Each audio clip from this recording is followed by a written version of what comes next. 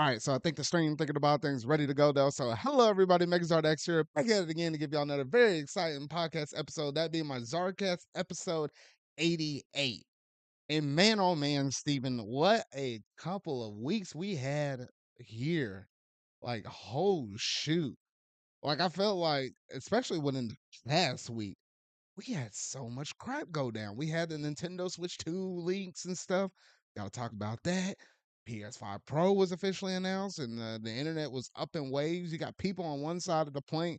They're like, yeah, yeah, yeah, I'm all here for it. And you got the other people over here. It's like, man, the law of diminishing returns. We got to zoom in to see this blurry mess, to see it actually is clear on the PS5 Pro and stuff. So we had all of that. Then we came full circle. We got to talk about PalWorld again because Nintendo put the boot down. They said we're going to go ahead and sue PalWorld now. So we got to talk about that whole thing, and then we got to talk about a couple of Marvel segment news things. We got a trailer for one. Agatha Harkness has our own Disney Plus show that officially launched this week. So we got all of that and quite a bit of other stuff in between though. But Steven, how's it going, man?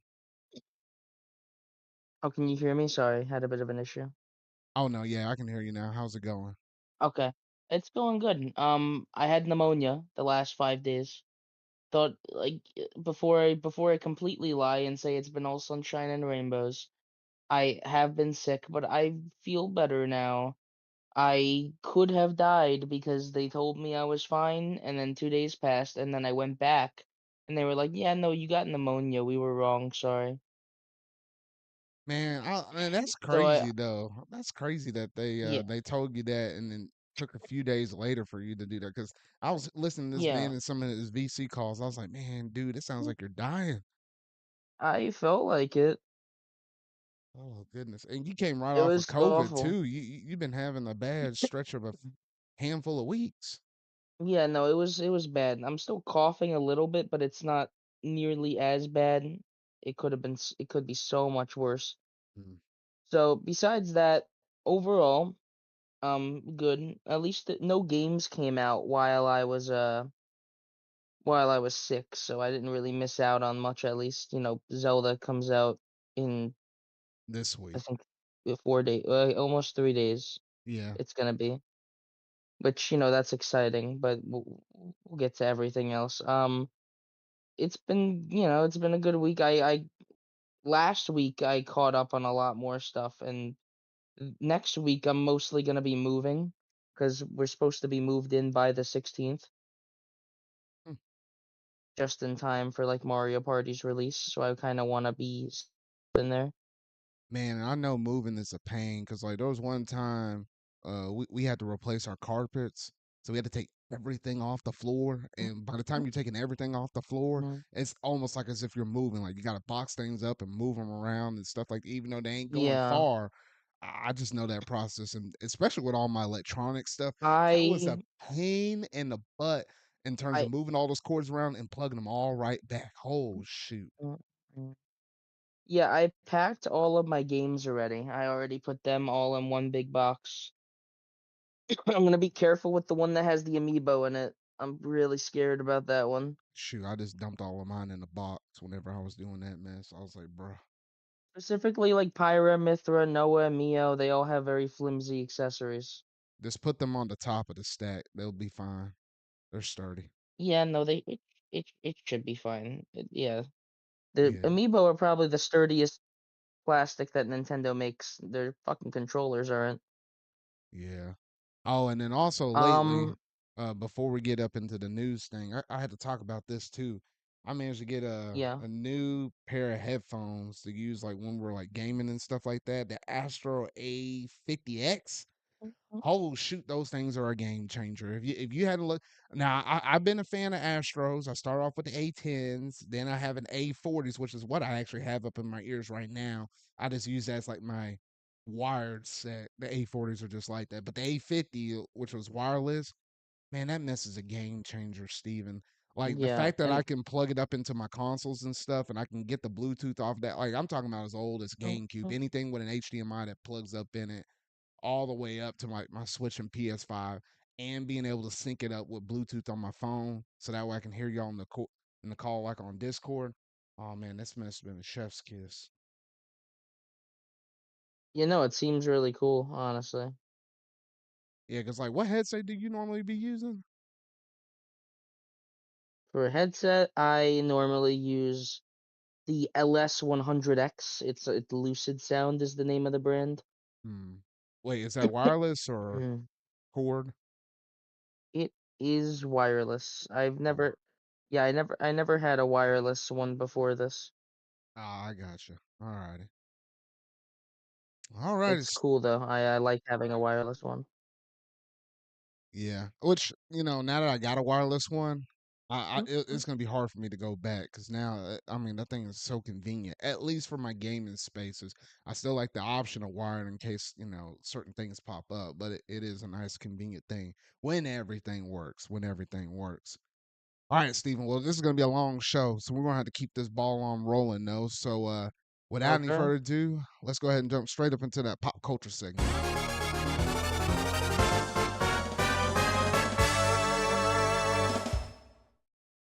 All righty, and shoot. I was looking down at my list of stuff, and honestly, we didn't have anything in the traditional pop culture stuff outside of the couple of Marvel related announcements. But I just wanted to at least play that transition. That's how I normally start off all these episodes. I always like that Mario Kart theme music though, so I always got to start it off like that though. But while we're over here in this segment, I didn't necessarily have this in my notes though, Steven. But did you see apparently, and I think I retweeted this on Twitter. Did you see about the whole thing about some of the YouTube changes where it's like they're gonna do like I don't know what they're calling it. It's like a YouTube stars thing where it's like I guess it benefits creators where it's like less than 500,000 subs or whatever. Where it's like you kind of do like a little mini upvote, like they're gonna give you like 3 a week, and I guess that this helps small creators. Have you seen anything like that? I have not heard of that. No. YouTube stars, you said? Something like that. I mean, the name could probably always change though, but it's like a upvote system thing, and they have a few other things, but I think that's like probably the most noteworthy thing. And Like I was like, like hmm. upvoting videos? It's kinda like that, but it's supposed to help the algorithm actually push Mhm. you up on a leaderboard so smaller creators can be found easier, which I was I like, guess, "That's but like interesting," because I mean, this we algorithm stuff has been kinda ugh. we already have likes. Them disabling dislikes was already a little stupid, so now we have like something that means the same thing. Kinda. I don't know, we just have to see how it's executed. I guess they've been trying it out in Here other yeah, countries though, but here's what I'll mm, say. I think YouTube actually does a pretty good job, at least on my feed, of recommending me new creators. It will recommend me channels. Sometimes videos in my recommended will have like only 500 views. And you know what? Sometimes I like them. I'll be mm, completely honest with you. Sometimes I subscribe to some of the random fucking 500 sub people that I get videos in my recommended of because they're good videos. mm. It's not that, obviously it's not that anyone under a certain sub count makes bad videos because fucking, look at us. Yeah. We're not necessarily we're not fucking high art. Yeah, no, on anything but that though.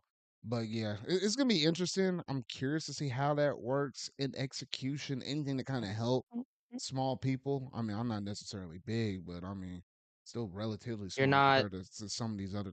I'm smaller in comparison to some of these people. Like I'm not no GVG. I'm not no Spawn Wave. I ain't, and the list kind of goes on and on and on. So in comparison, yes, but I'm you're not no Arlo. extreme. Yeah, yeah, no. Oh, yeah, that's the other one. I ain't no Arlo. All good people. All good people. I love watching their content and I stuff. fucking But love Pikmin for you. shoot. But yeah, I'm curious to see what they come up with. But I just figured I might as well bring it up because I mean I didn't really have Hmm. anything else in this segment. So now we can go ahead and play this new clip. I've been working on it for a good hot long segment because we always be talking about Marvel news. I had no kind of transition over there for it though. So without any further ado, let's go ahead and bring out that Marvel news.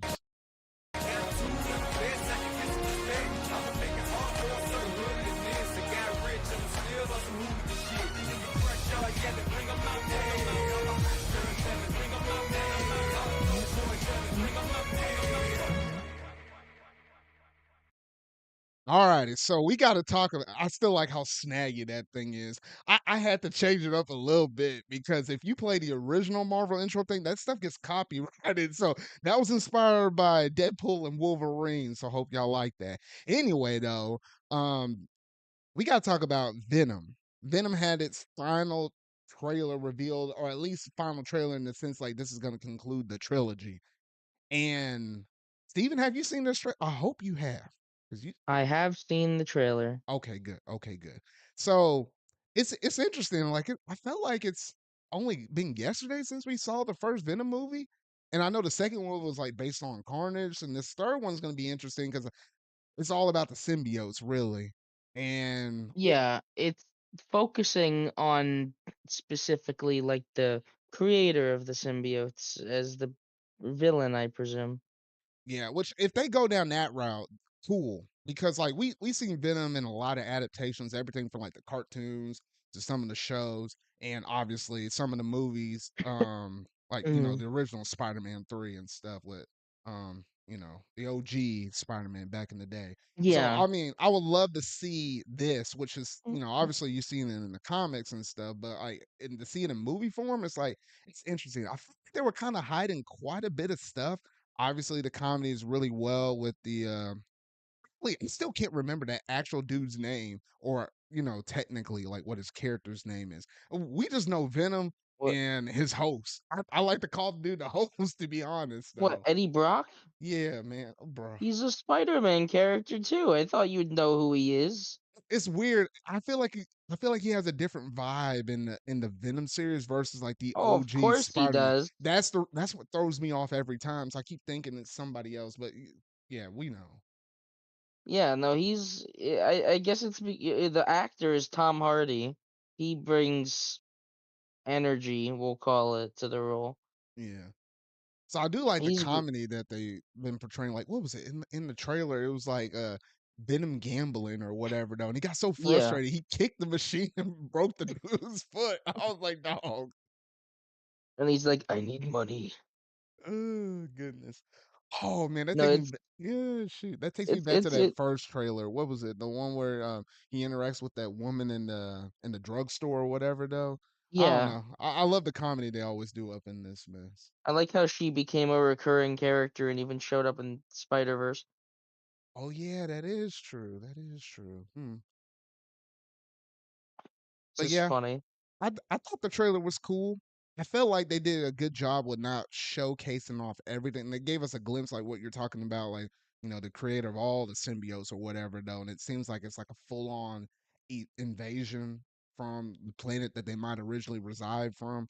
So it's gonna be cool seeing how all of this plays out. And whole shoot, the Venom horse. Gosh dang, that mess look wild. Like, bro, like imagine that's like a roller coaster ride on steroids. Like you saw that part of the trailer, like, oof. Yeah, I think it's interesting. It fucking it's like a Mario Odyssey thing. You got Venom capturing all these fucking creatures. Yeah. Yeah. So I was like, I've been liking it. I've been digging it. We don't have to wait too much longer for this movie to come out because I think it's like October when the movie comes out. So literally next month. Yes. So that gives me Yeah. a good reason to go to the theaters because outside of Sonic 3 in December, I didn't think I was gonna watch any other movies before then in theaters, but yeah, no, Venom would probably do it for me. Yeah, those movies are so unbelievably stupid that I very much enjoy going to see them. Yeah, I mean, and you don't take this movie seriously. It's just good for like a Yeah, that one time yeah, watch. it is it is if anyone taking it seriously for the story with the fucking symbiotes, no, you're watching the wrong movie. You go see this movie so you could watch Tom Hardy and Venom bitch like an old married couple while they kick ass. If you want a good story with Venom, then you go play Spider-Man 2. Like I thought that was like Or one. I felt yeah, like that was like or one of the best adaptations for Venom in a movie or a game, and surprisingly, it was in a game or you just with read a that one. comic. Yeah, or Or you some of them cartoons were good back in the day. Spectacular or Spider-Man. Hold up here, Steven. I was about to mention or watch Spectacular Spider-Man. Okay, okay. I was about to get on to you for that one. That was my jam back in the day. But yeah, not too much more to say about this. Obviously, we'll say more about it when the movie comes out and we both watch it, and we'll kind of give our thoughts on it though. So, not too much longer to wait up on this movie, not too much longer. All right, now we're going to transition over to the next Marvel topic, which Steven, I know good and well you probably have not watched this yet, have No. you? Okay, so I literally had this as a topic to talk about tonight, and I was like, all right, I had it up in the show notes. Let me put it up in here. This was earlier today, right around maybe 2 or 3 o'clockish or something like that. I still not watched this show, and I was like, oh, right, I gotta watch the show before doing the show tonight. So literally the past hour and a half right before this show started, I was watching the first 2 episodes. That's what they premiere with. And originally they're gonna drop these shows on Wednesdays. So it's kind of shocking how I just didn't jump on the bit. But I've been kind of busy lately, trying to be knocking out a few games here and there, though, other things in life. I just didn't get around to it until like finally the weekend. It just happened to be right before the show. But I'm coming off of it fresh. And this is probably the freshest you'll ever see me talk about any show because I just literally roll from one thing to the next. But I will say with this, Agatha still got that touch. Like if you love WandaVision and stuff, and if you love Agatha and the multiple different personalities she was kind of hiding behind while, Wanda was basically in that big trance over there in, Westview and stuff, then you're gonna love this series because obviously it's behind a villain, which it's kind of interesting because well, Echo, I wouldn't say it was like a pure villain though, but it wasn't no hero story either. So like we kind of had like one that's a pure villain with this one, and one that's kind of like a pseudo antagonist from Echo and stuff. So been a while since we saw a hero based Disney Plus show, but I think this one's gonna be good. There was some nice comedic effects up in here though, like Steven, I don't think this ain't really a spoiler. And just to say out here that no spoilers are going to be attached with any of this. This is just raw impressions though. But like literally, Agatha is going around, and this is like the basic plot premise, and then we'll see how it plays out in the show though. But we all know, based upon the events that happened at the end of WandaVision, Agatha lost all of her powers thanks to, Wanda coming to her senses. She basically strips the powers from Agatha and gives her a little bit of a taste of her own medicine, right? Like sticks her in Westview without her memories of her knowing that she is a witch and did all that stuff to Wanda. And then she hightailed it out of there. Mm. And, that was it. You still remember that aspect of it, right, Steven? Yeah, I didn't watch this, but like I've seen a review. Yeah, so that's kind of where we left off with Agatha. And then since then, she's been basically stuck in Westview for like 3 years, 3 solid years that Wanda left her there. And then finally, because of the events that happened with Doctor Strange and the Multiverse of Madness, remember when Doctor Strange was facing Wanda up in it?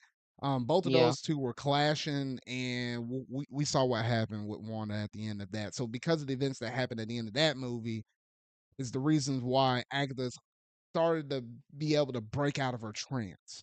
Put two and two together. I won't say exactly what happened in that movie in case somebody hadn't happened to see that movie.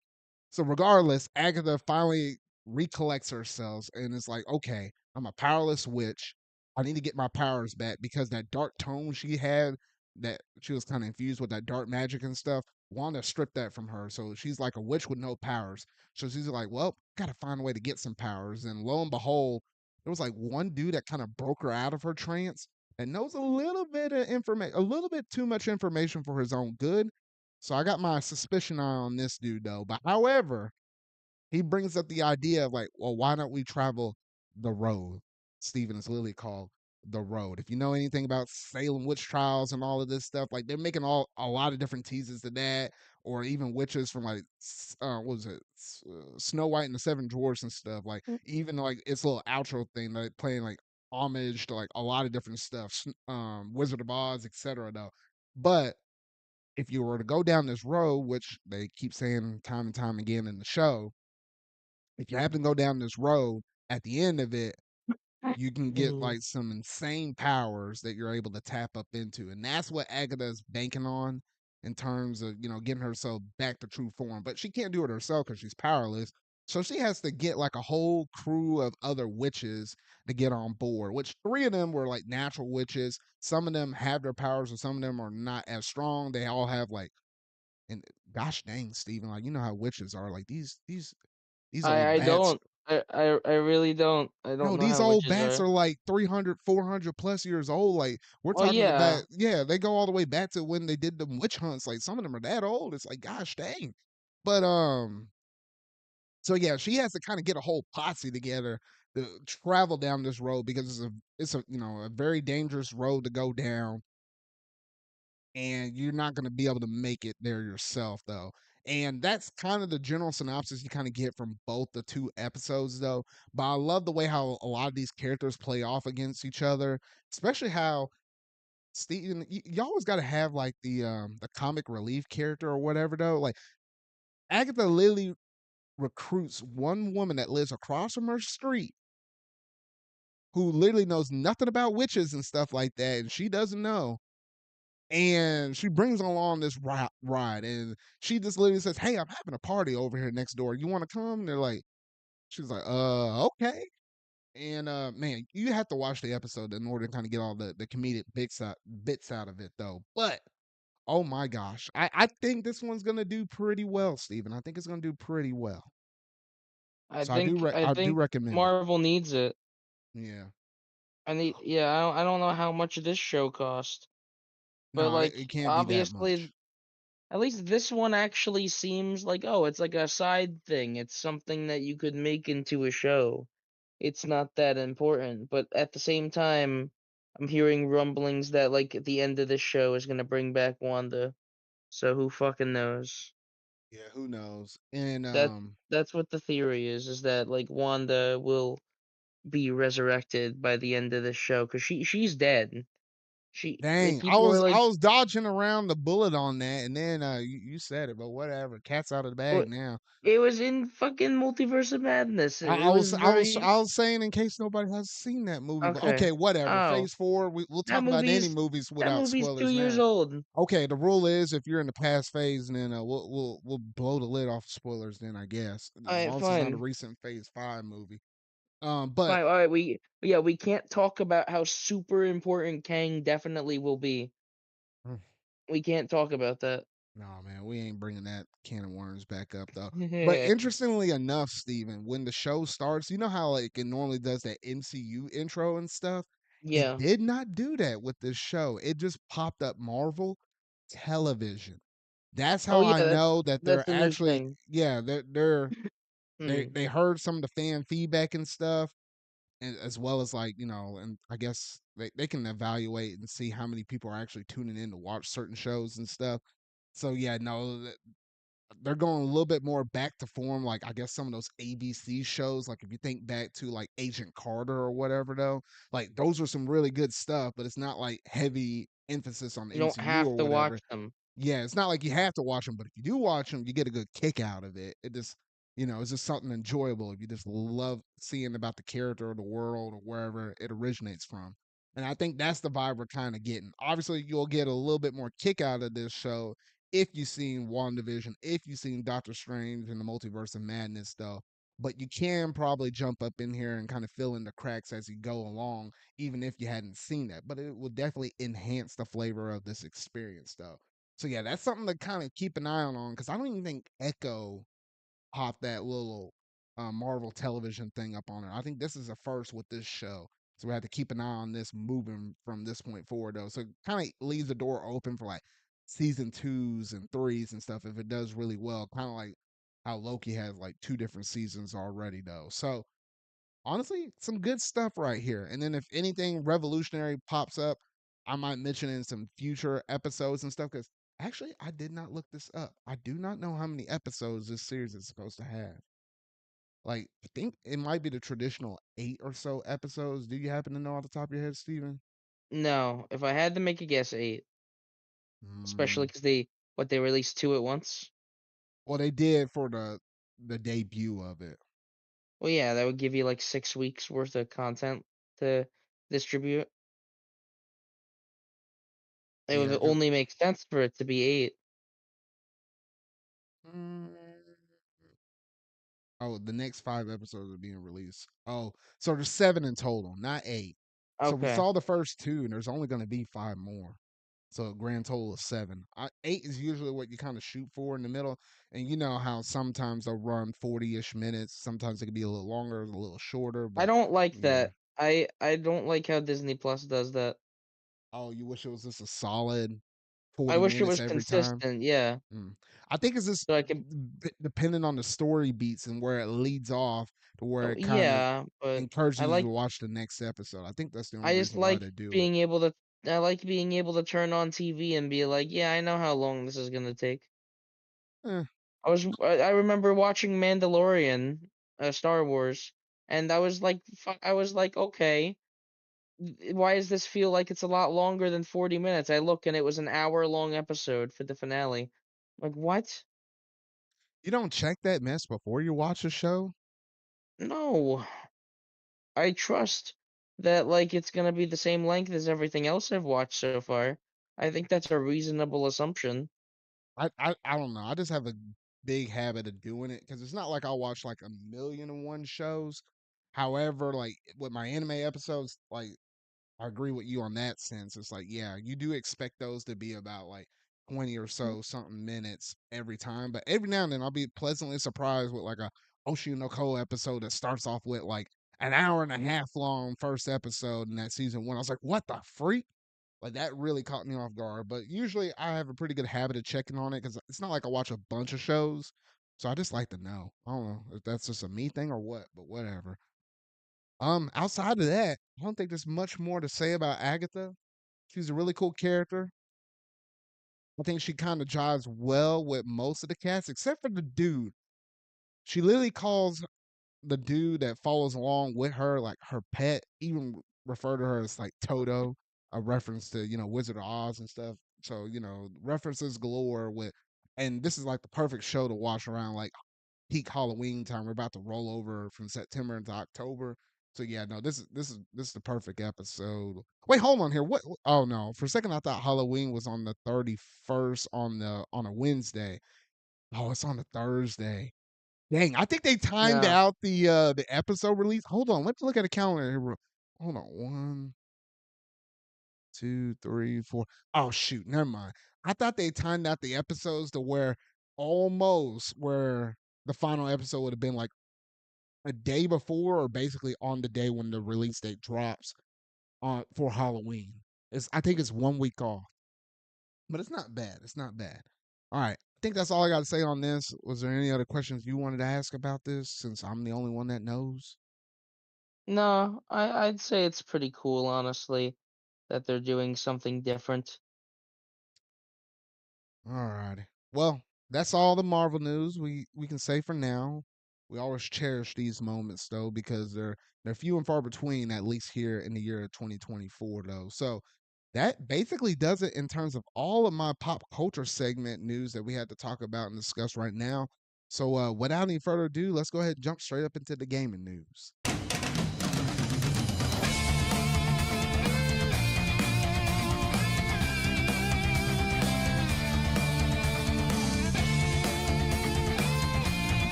Alrighty, Steven. Well, now we got to talk about two major sides of the ponds. All right, Xbox has been quiet and dead for a while now. For a while now, it's really been about what's PlayStation been doing and how they've been messing up, having high lows. Like they'd be like, "Hey, we're back," and then they'd be like, "Oh, okay, no, they're dead. Like we're back." It's so And over, we're so yeah, back. It's so over, we're that so back. that stupid meme has been bane of PlayStation existence Well, I for just the like past almost month. It's crazy. somebody made that image and they were like, "Stop, PlayStation. I don't want to keep updating this." Oh goodness. Because Yeah, I saw PlayStation that on keeps Twitter. Yeah, it it's keeps being dumb. they keep being over and keep being back. Yeah. When So when will the madness end, PlayStation? hey, the madness doesn't end right here because I think they were coming off a high with the PlayStation 30th anniversary stuff for the most part. However, that might come back down to a low again because rumor on the street is in the lead up to Tokyo Game Show, there's a rumor state of play that may very well happen Oh, sometime it this week. definitely will. And I like how It we've been right about most of the stuff we've been talking about rumor wise or things we heard off the street from our sources and stuff for the past 2 episodes, Steven, because like what was the one from partner 2 episodes? showcase. Yeah, the partner showcase was one, and then what was the other one? I don't remember. A Shoot. PS5 Pro. Oh yeah, the PS5 Pro being revealed. Yep. So those were the two past ones though. So we're gonna try to keep this train going on this podcast. All right. We like to summon things into existence. So apparently there's gonna be a state of play happening this week. However, Definitely it is. might not be one of the most exciting things based on some of the rumored announcements that have been going around on the block. One of them happens to be the fact that a remaster or kind of remake, I guess it would be more so like a It's remaster. not a remake. Come Yeah, on. so a remaster of Horizon Zero Dawn is in the works to be revealed at this showcase. Not showcase, state of play. And right off the bat, all I gotta say, Steven, is like, why on earth do we need this? Is it more so because of the fact of how much they're trying to push this IP in the sense of like I think there's like a show or something like that in the works and stuff and a few other things though. Maybe they're just trying to push it because of that aspect alone. Well, I think they're just trying to push it because they just keep trying to push it because PlayStation can't PlayStation thinks it's a disgusting thought to have a mascot as their mascot, you know what I mean? Like something like something like Little Ape Escape Guy or Sly Cooper, they can't fathom having those as like a mascot. No. Even Ratchet you'd think would be PlayStation's mascot, but no. They keep trying to make Alloy Horizon Zero Dawn. They keep trying to make her and Kratos like the faces of PlayStation and Spider-Man too, but that doesn't really count. And it's kind of weird because the Horizon games, I've heard they're good and all, but like they never make a splash. They're not necessarily groundbreaking or even remarkable. No one talks about them after they come out. Like and like not like the regularly no one talks about them, just no one talks about them. Yeah, and I don't know. I feel like it's not really warranted for them to go back and remaster this. I guess they're just trying to keep Alloy Money. relevant. Oh, and the fact that also, what was it this holiday? Literally having the Horizon Lego game that's dropping out on Yeah, PS5 and also on the Switch too. So it's and like, that seems fun. mm. So But I yeah, really don't know what they're up to with fucking Horizon Remastered. Like it's gonna be just like Last of Us 2 Remastered, where it's the same game. yeah, and that's the crazy thing too is that wouldn't be the only thing that's word on the street is apparently there's going to be an even less impressive game that's also going to be revealed, even less impressive than Horizon. And I'm like, wait a minute, I don't know what in the world that could possibly be though, because Oh Horizon's yeah, already that pretty low. But I feel like at the end of the day, when you keep announcing all of these remakes and remasters, Until Dawn, the Horizon stuff, and then the list kind of goes on, and then you coming off the flop with Concord and stuff like that. Especially when you're having all these games that are like remastered games that literally came out on the previous generation. You wouldn't even let it be 2 generations old first before you decided go through and do a remaster or remake, which then at that point maybe you can add in some quality of life features and stuff like that. They implement things into these older games that just didn't have these features at the time of when they released. That makes perfect sense. But when you're pulling them away from one generation ago, it's like, well, what is even the point outside of just trying to get a quick cash, grab? that's it. And the fact that you just don't have any really like big marquee titles ready to go or had it even announced. I get understanding like trying to hold more of these cards to your chest, which I appreciate that fact. I hate to be revealed of a game or something like that, and we have to wait like 2 whole years. I like that quick turntable that Nintendo does, where it's like, hey, they can announce a game in June, and it can literally be out within the next 3 to like 6 months. Like you don't gotta wait long. And then by the time that you get to that very last game, then here's another like handful of games that are going to come out in the next 6 months to a year or something like that. That's one thing I really do appreciate. I hope Sony's going back to that form though, but I think it hurts them a little bit because of how long it takes. And we saw how stupidly expensive some of these budgets on these games are. Like, I didn't have this as like a topic for tonight though, but apparently, like Concord cost Sony about $400 million. My God, it's That's even almost a worse than little we thought. yeah, that's a little more than 100 million on top of like the development, or not even the development, like the total cost for like Spider-Man 2. And we all know how good of a game that is, but like, oh shoot. Listen, this is all their fault.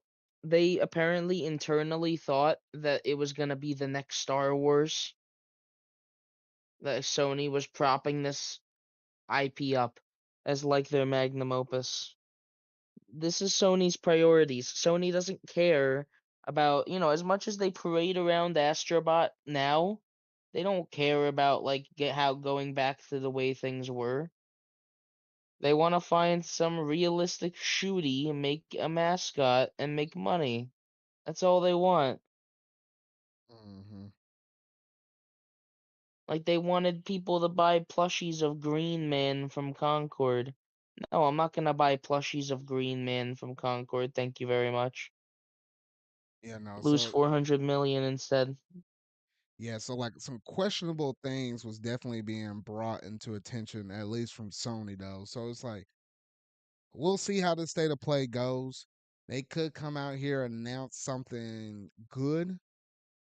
Well, I say good. It might be a third party game level good because it's like, if people are already talking about the Horizon, something less impressive. I don't expect no Ghost of Tsushima 2 to be announced at this thing. Maybe at the start of next year or something like that. I expect that. So I don't know. I feel like, if I were to go ahead and predict a score, it's going to be like right in the middle of the road. Out of a score of 10, I'll probably give it a 5 or 6 based upon, some of these rumblings and stuff. We'll still have to wait and see, and we'll probably There's be gonna likely talking be about whatever announcements are revealed here and at Tokyo Game Show, or news updates on previous games. We'll talk about it all in the next episode, though. well, But it could be I some good think stuff. there's some givens. I think I'll make at least one prediction. I think we're gonna get Astrobot's DLC shown off, hopefully. I would like that. Um the new FNAF game's definitely being shown. It's called Secret of the Mimic. We'll see if I'm right about that. Mm. Because they've been refusing to allow footage of gameplay to be recorded, making me think that they have some kind of deal with Sony to show the first gameplay. Maybe. Um, uh, there's there's a lot of other stuff like the Metal Gear Solid 3 remake.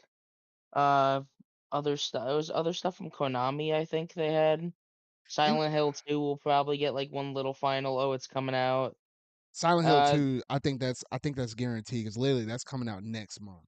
and I predict a lot of games that no one fucking cares about will get really long showcases, and that's it.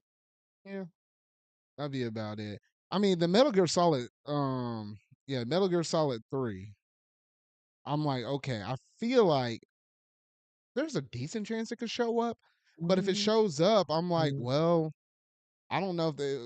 I don't think it will get slotted for this year. Obviously, we're looking at 2025 for that game now. So I was like, it'd be cool to see it, but I don't know. I ain't banking on it. But you never know. You never know. Oh, and what up? I see you in the chat, Steven. You better pull up the chat and keep an eye up Let on that. me let me see. One second. Also, I was gonna say, did you mention Days Gone? Oh, okay, yeah. I didn't mention about Days Gone. That technically could be the other less impressive thing outside of Horizon, which that was also a game that came out literally on the last generation console. So it's like, I don't know. I mean, phew, I ain't looking forward to that. It does. That's the marquee titles. Nah, man, you could dodge me with that mess. Yeah. Also, I'm just looking in chat right now. Hello, Lance. What's up? Oh goodness. Um, the state of play will suck but I will find the slightest bit of enjoyment out of it if FNAF shows up, and that's all I care about. Sony has been so disappointing recently, and I just see Astrobot as a little exception. Yeah. So if I were gonna throw out a day, maybe it'll get announced tomorrow on Monday for it to happen on Tuesday. If it does happen on Tuesday, great. I'm off of work. I might be able to schedule and block some time out to watch it, unless it's scheduled during my eye doctor appointment or something like that. So I don't know. We'll see what they have to announce and reveal, and we'll give you the update in the next following episode though. But while we're sticking on the PlayStation topics right now, we went from negative like that to possibly positive. Like we're doing that. Oh, we're so back and now we're gone. Even in this podcast episode, because PlayStation came out and we talked about this in the last episode with the 30th anniversary plans. Like obviously they're doing certain playlists for certain things though. I imagine they're doing a little bit of merch here and there though. I mean, PlayStation being 30 years old, there's a reason to celebrate this stuff. And they said, you know what, we're gonna tap into that nostalgia factor right there. And yes, they went all out on the works. They got actual consoles, small little face plates for like certain disk drives and stuff, since you're dealing with disc and diskless consoles and stuff like that. You have a PlayStation Portal, the DualSense, even a DualSense Edge, all themed around that classic PlayStation vibe, like the light grays and the dark gray color schemes, which when I'm looking at that, I'm like, okay, it looks kind of cool. I'm not necessarily the biggest gray fan, even though like I feel like I got quite a bit of gray Mhm, t-shirts and stuff like that though. But I don't know. It's something about them face buttons. I know this is purely a me problem. I just don't like multicolor stuff. So when you look at them buttons, I was like, yeah, they ain't doing it for me. But obviously, if you grew up with one of these consoles with the original PS1, I know a lot of people like that classic, multicolor PlayStation logo and stuff and the colorful buttons and stuff. So I mean, they look cool on the PS5 instead of like the basic white. I'll give it that. But what do you make out of all of this, Steven? I think they all look really cool. I think the money is going to be really, really sad though. These things are especially the Pro bundle will be over $1,000 Ugh, because goodness. it comes with a dual sense Edge, and controller stand that charges, plus the PS5 Pro discless. It doesn't even give you disc drive And version in the hold on to bundle. the thought of PS5 Pro. That's a whole nother segment, but we'll I dodge it now. know, We'll loop back to it but later. yes, but like, yeah, we'll get back to it. But like, the consoles look nice in my opinion, especially the controllers having the colored PlayStation logo and the colored buttons. It completes it. I was genuinely considering getting at least the DualSense, but I'm gonna hold off. Mm. Wait, because you only have. Wait, do you The have one blue, or two? I have the white DualSense that comes with it, and I got the blue DualSense, Wait, which blue one? Like the dark blue one? the blue one that you have. Oh yeah, that Starlight Blue one. Okay, cool. Okay, so Yeah, you're in the same camp as me. So you know the glorious perfection of that color. Like that's literally like my yeah. mascot People, color. the Yeah. people were fucking making fun of it in our chat the other day. Man, those Like people, I don't know. I feel like they're just making calling it, fun because they just yeah, don't understand the glory, the glorious color of that color scheme of the Starlight Blue. Because even when you're looking at pictures like on PlayStation website and stuff like that, that's one color. But then you get it in front of you and it's like, oh mm, shoot, that against the black, it just really pops. Like just yeah, like my no, it Charizard X, it looks really good. and it is absolutely not a Fisher Price color. No man, yeah, they're colorblind. Like they joke around you being colorblind. No, I'm like who really the colorblind person? Yeah, I'm just saying. but besides the controller, like it all looks pretty good. I like how the charging cable is very retro styled. I might get the charging cable and nothing else. Oh yeah, because that's interesting. Because like even the charging cable, even though it's technically USB C, you know, at the root of it though, but it got like the little bit of a shell that actually looks like the actual bit that you plugged into your PS1 back in the day. I'll Yeah, give them a little which bit of is props on fun. that. So yeah, I did like that. That was really nice though. if you want to get this stuff, they do have pre-orders and stuff, and they already had the dates for it, which I think for all of us here in America, like your only shot at getting this is off of like PlayStation Direct's website. Like this ain't really gonna be available like via retailers and stuff like that though. And whole shoot. So like for example, like if you're like a PS5 digital or Mm, dual sense, mm, those pre-orders are gonna begin on like September mm. 26th on that. And then obviously if you're not in America or whatever though, then yeah, you might be able to have it available for other retailers and stuff though.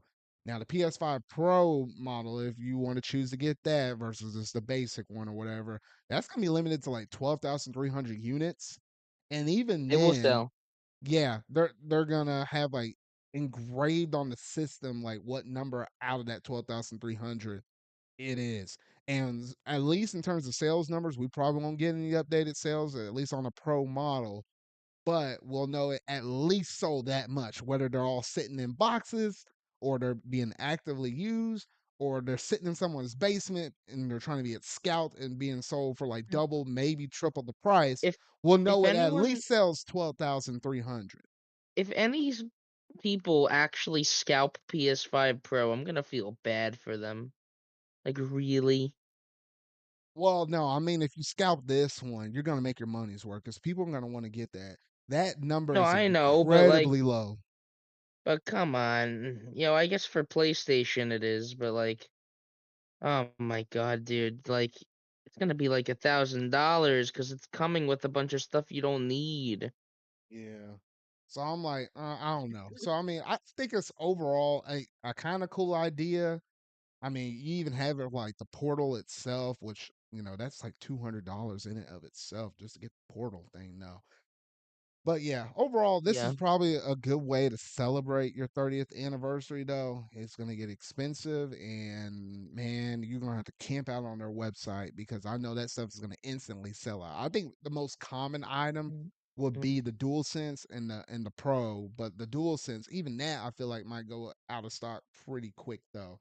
So yeah, so honestly, really good stuff right there. Looks pretty nice, though. I give PlayStation a little mini W for that.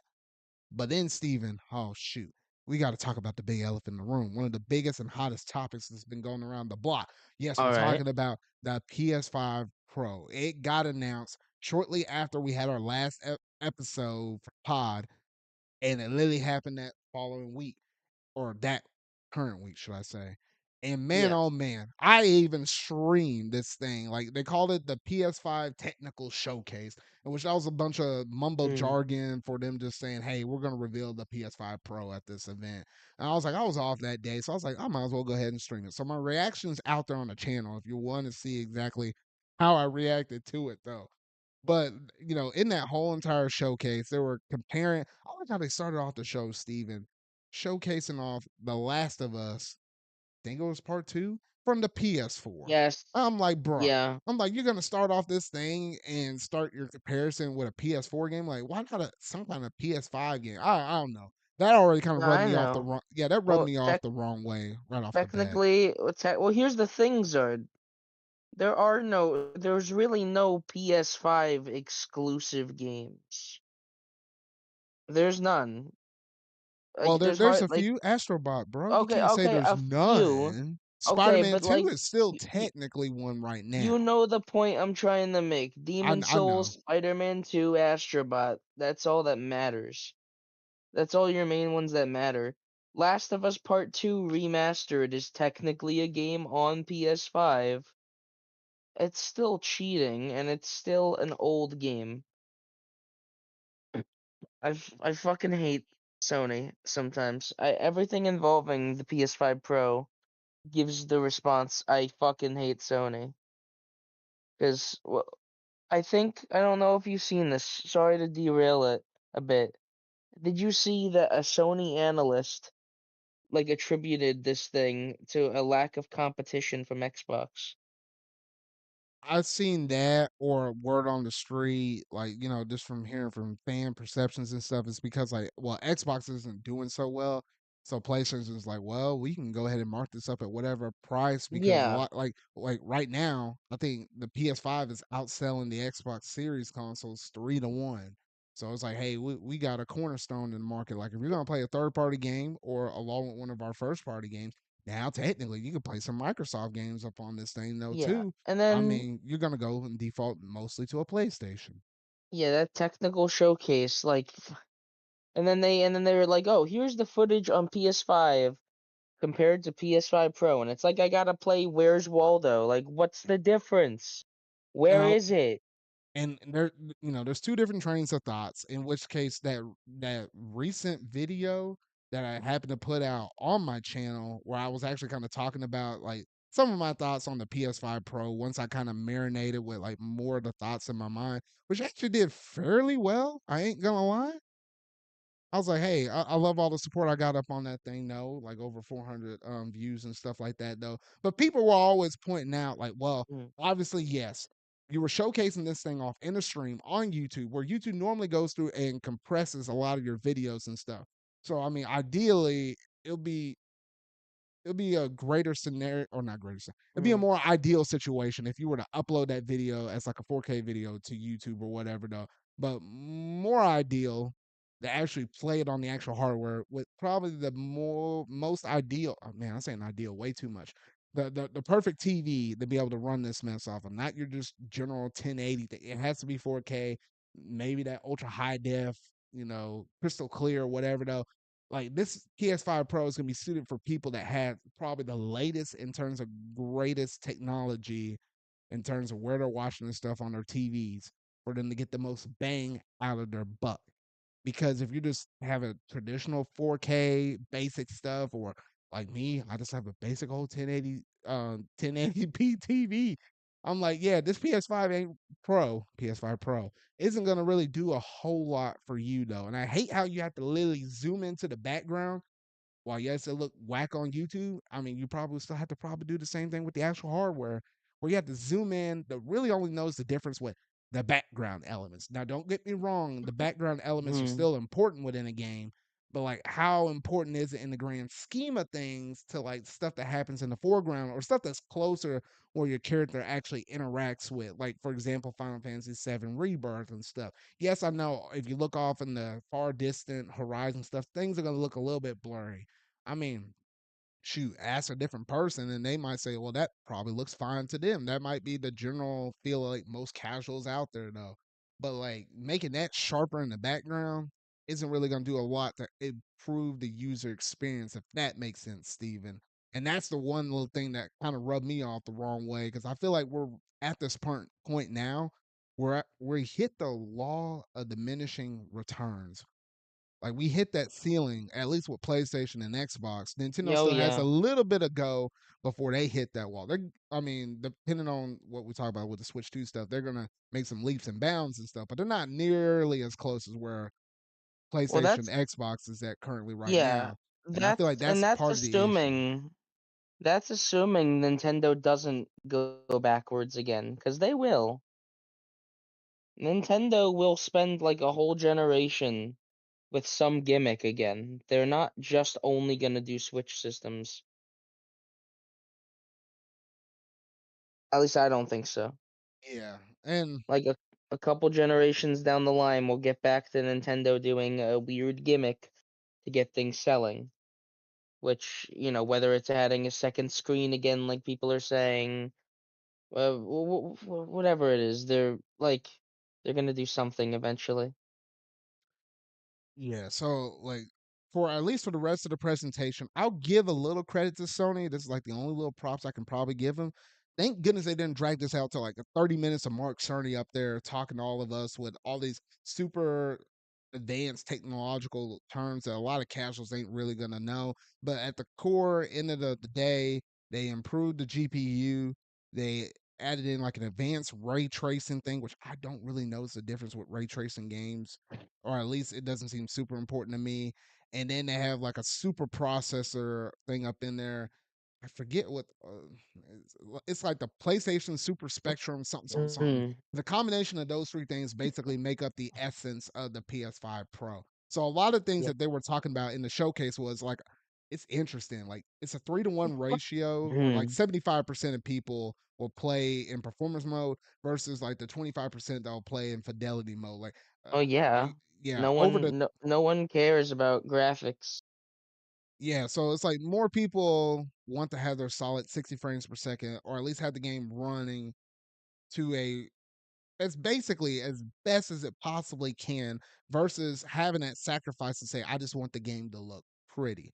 So, Sony and them looked at that behind the doors with all of their internals and stuff like that, collecting all that data and such, to where now the PS5 Pro is basically trying to close that gap where it's like, hey, we're going to try to have more of our games asterisk or more of our games run at a solid 60, but it's a little closer in terms of having like the higher fidelity while still keeping that lock Mhm. 60. That's what they're Yeah. trying to shoot for. And note how I said with an asterisk, because literally I was going through and trying to figure out, certain games and stuff that was going to be announced for the PS5 Pro, and what games supported like that, what kind of qualifies as a PS5 Pro. I did a little, or PS5 Pro edition for a game, and I did a little bit of digging up on it though, and you'd be kind of shocked and surprised at like some of the differences that can actually make or count a PS5 Pro game, a PS5 Pro game. Because technically, as long as you're able to boost like a little bit of resolution, even for a game that's currently at 30 FPS, word on the street is, it literally can count as a PS5 Pro game. Like you don't have to do too much more to the basic vanilla version of a PS5 to slap that label on PS5 Pro Enhance, which is just kind of crazy, honestly, to really Yeah. think about. P PS5 Pro is lazy in general. That's the word I'd use to describe this thing. Yeah. I don't know. It's like it's a lazy system with no games and lazy upgrades that literally only serve money. That's it. Because you can play it like it's not like the PS5 is even been fully utilized yet. It's not like we're reaching the edge of the PS5's power or anything. And I like how you brought that up too, Steven. Is the fact that you can have all of the power in the world. And I try to speak on this every time. You can have all the power in the world, but it's more so about what you do with that power and how it's executed. That's what's literally going to make you the money at the end of the day. That's what's going to sell your software. That in turn is going to sell your hardware, and that in turn is going to bolster up goodwill towards your games and thus the company, the IPs, the brand in total. It comes down to the execution. I don't care if the PS5 Pro is technically going to be the most powerful console now, and it makes a leap over the Xbox Series X and claims that title right now, though. But if you mean to tell me that the difference of these games and stuff is like marginal at best, Sony, you have another thing coming though, because we didn't even get to the price point. We'll talk about it here in just a Yeah. second though. But the fact that we're already hitting those laws of diminishing returns so I was about to say early. We're hitting those law of diminishing returns now. It's like I don't even want to know what was going to be the major aha moment or what's going to be the big selling point of the PS6 if that's going to drop out in another 4 years. Considering some of the stuff that you have out with this PS5 Pro, and it doesn't do a solid 4K 60 for a lot of games, as it's going to probably keep most of your games at 60, and they said, quote unquote, it's going to look sharper. They didn't say it's going to be a solid 4K, but I feel like that's probably like the top of the mountain that you can climb, a solid 4K 60. And anything beyond that, I feel like at the end of the day might totally be unnecessary. Maybe you'll hit that with the PS6. Who's to say though? But I mean, like, I don't think this is doing it for a lot of people. And I think a lot of people are starting to have those aha moments or they're starting to wake up because that sticker shot at the end of that trailer, they only showed it for like a stinking 5 to 10 seconds though.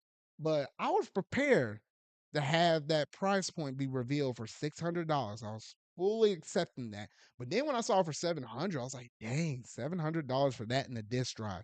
And then I did a double take. I was like, wait a minute. And I pulled it back up on the screen. I looked at that console another time. I was like, wait a minute. That does not have a disk drive. Where the heck is it? And then I had to do some digging, find the blog posts and stuff. That cost Mm. another $80. So you mean to tell me for those PS5 fans out there that have been all physical, if you want a PS5 Pro that actually use your physical games up on it, you don't pay $700 for this. You pay upwards of $780, And also close to eight tax. plus tax, and that doesn't even include the stinking stand, Steven. You're And looking that at and over yeah, $810 for the and grand that package. and that doesn't even include how this thing is a lot more expensive in other territories. Oh man, even in Japan, if you were to convert the yen over dollars, and this is without the disk drive, $850 for them over there. Up for our friends up Ah, in Canada, that literally is on the border of hitting $1,000. Basically, is around that amount. I'm like, what on earth?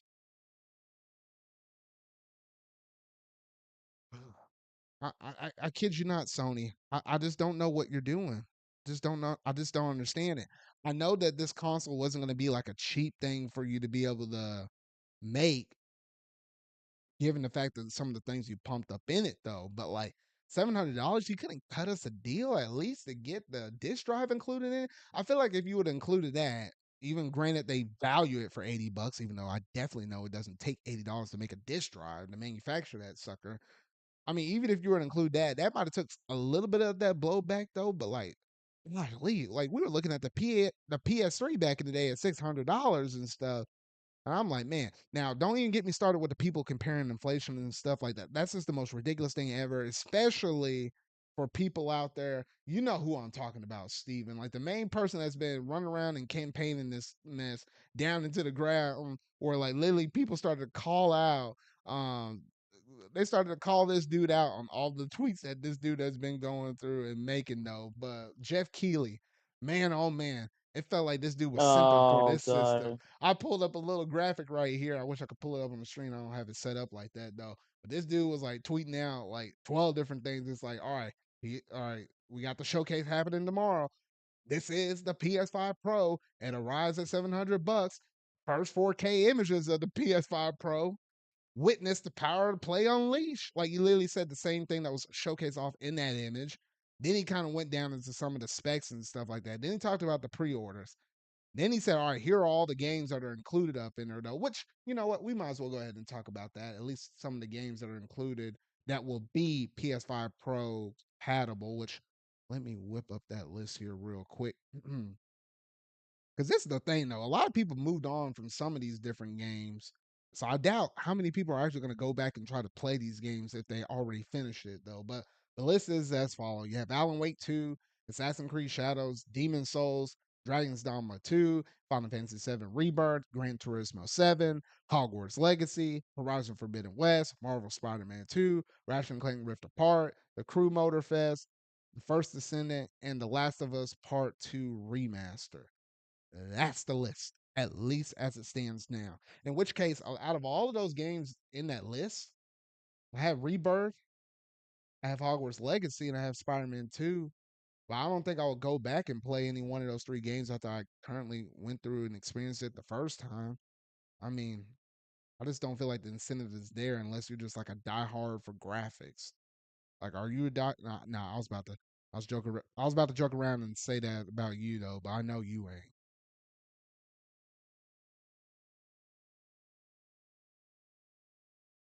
Dang it, Steven, did I lose you? Oh shoot. Well, he might have stepped out for a bit though. But honestly, in terms of everything I've been seeing thus far with this thing though, I mean, ooh, I kid you not. Like this is rough for PlayStation right here. They're definitely diving into some weird territory right now in terms of they're diving into some weird territory right now in terms of like how they're pricing this stuff and what they're feel like they're able to kind of get away with because I don't know, this kind of paints a bad picture in terms of like the PS5 or not the PS5, the PS6 whenever that might eventually there drop or whatever though in the future though.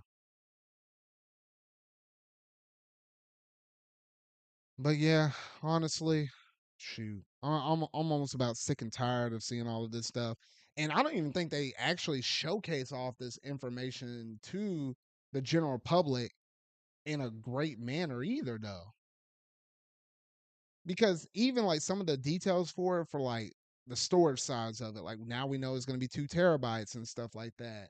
Like they didn't even mention that in the trailer itself. Like I just the execution on this thing, I think has been poor at best. Like I don't know why you didn't come out with all the details. You didn't give it a good incentive in terms of like actual games, like new games that are going to come out for a reason why you might want to play it on a PS5 Pro. I mean, yes, I know a lot of people are probably going to talk about what was it, Grand Theft Auto 6 that's going to come out in the future. That might be a reason why some people might want to push for it, especially if they consider that, hey, to play the game on console before it comes out on PC, because they ain't going to have a PC version ready at launch for this thing, though. If they say, hey, the only way you can play 60 frames per second is via a PS5 Pro, I mean, yeah, that'll give incentive for people to go out and buy it then. But I mean, in the lead up to that, I'm like, what's really gonna, push the agenda for this sucker though? So I don't know. I've been seeing a lot of people getting excited for this. There's some people that are gonna buy this mess on day one. But I think for the cost of it being that $700 sticker price thing, like I think you really put up a huge barrier for people to actually get this game, because a lot of people might have been considering that first, but then once I saw that sticker price, they're like, you know what? I'm just gonna take a step back. I'm just gonna chill. I'm just gonna walk away. Ugh, goodness. All right, Steven, if you're still there, do you have any other thoughts and stuff that you wanted to say up at least while we're on this topic?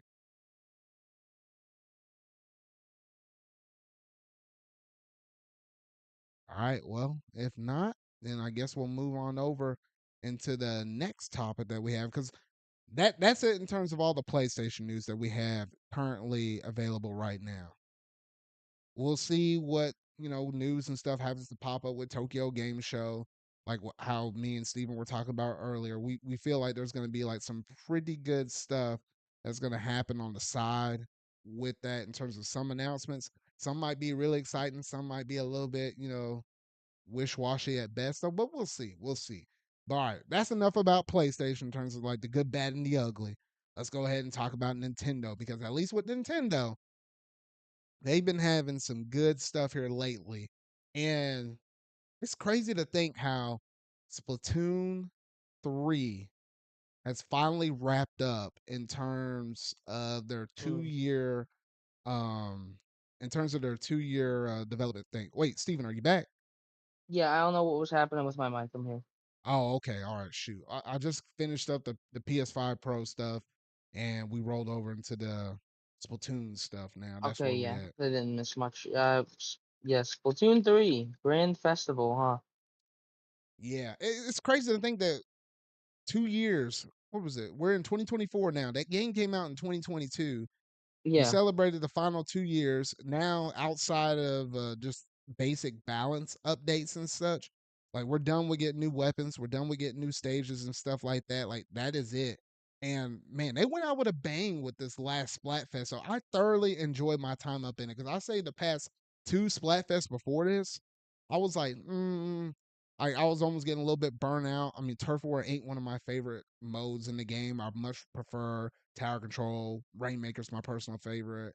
Splat Zones, etc. Though, but this one right here, man, they went all out in the sense that they brought all the idols back from the Splatoon Mm. 1 and Splatoon 2.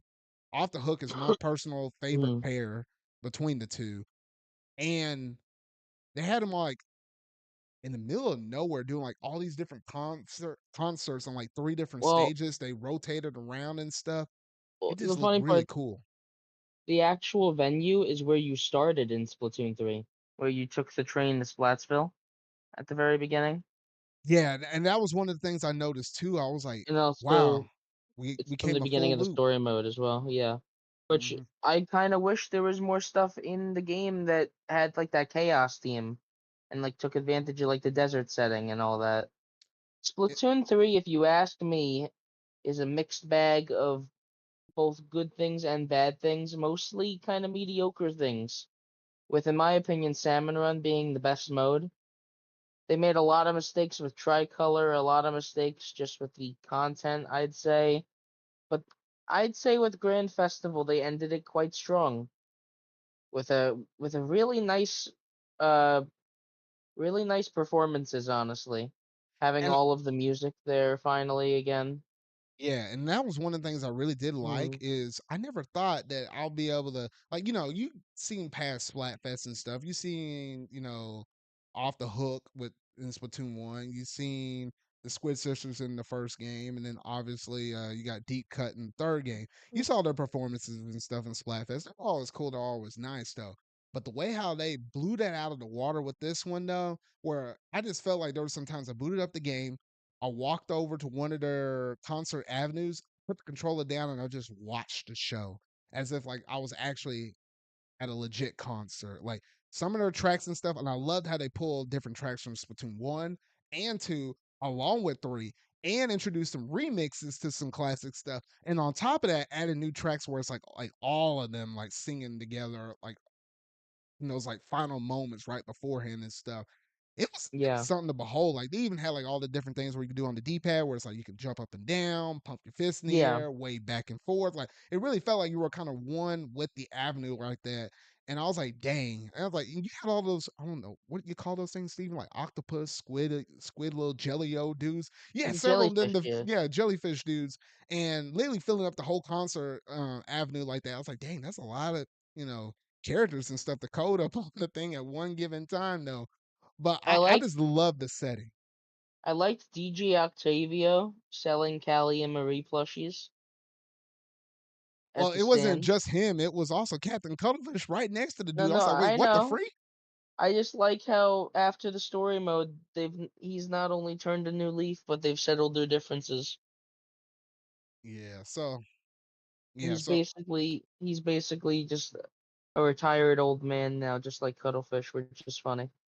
yeah, hopefully Cuttlefish gets back to his prior form. It's weird I seeing him don't think like that, so. like an actual I think squid. he's I Mm, think he's just like that. mm, He's old after all. that is true. I don't know.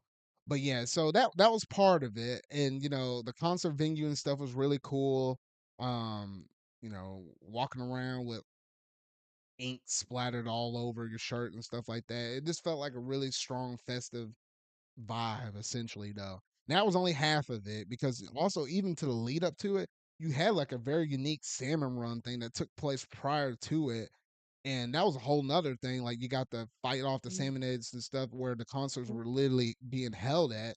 So that was also fun though. But then obviously you had the main Splatfest itself with the content of what you were duking it out. And it was literally like Splatoon 1 versus Splatoon 2 versus Splatoon 3 is what it really felt like. Instead of what it really was supposed to be about, what Team Past versus Present versus Future.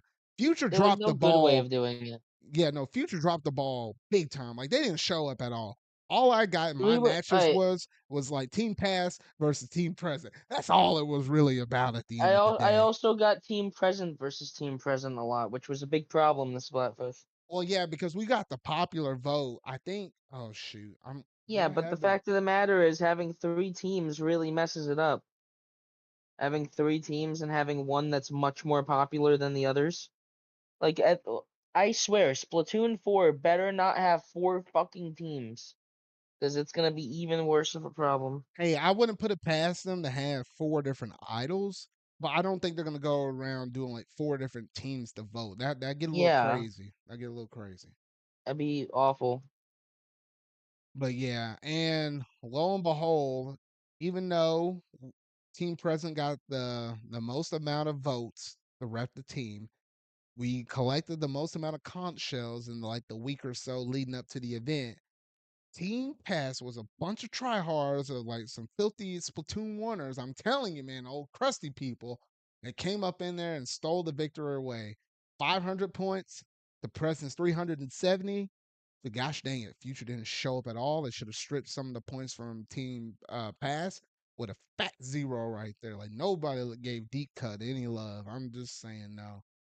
Ugh, man. So what Yeah, kind of leads that to in terms of Splatoon 4? Because we all know about the last Splatfest usually influences what happens with the story in the next game, though. So for Splatoon 4, expect some kind of important factor with the past. And a lot of people have been thinking, hey, that could relate with the what is it, the Grand Turf War or whatever though. And I'm like, okay, that would be cool to see, but I don't know if they will go down that angle.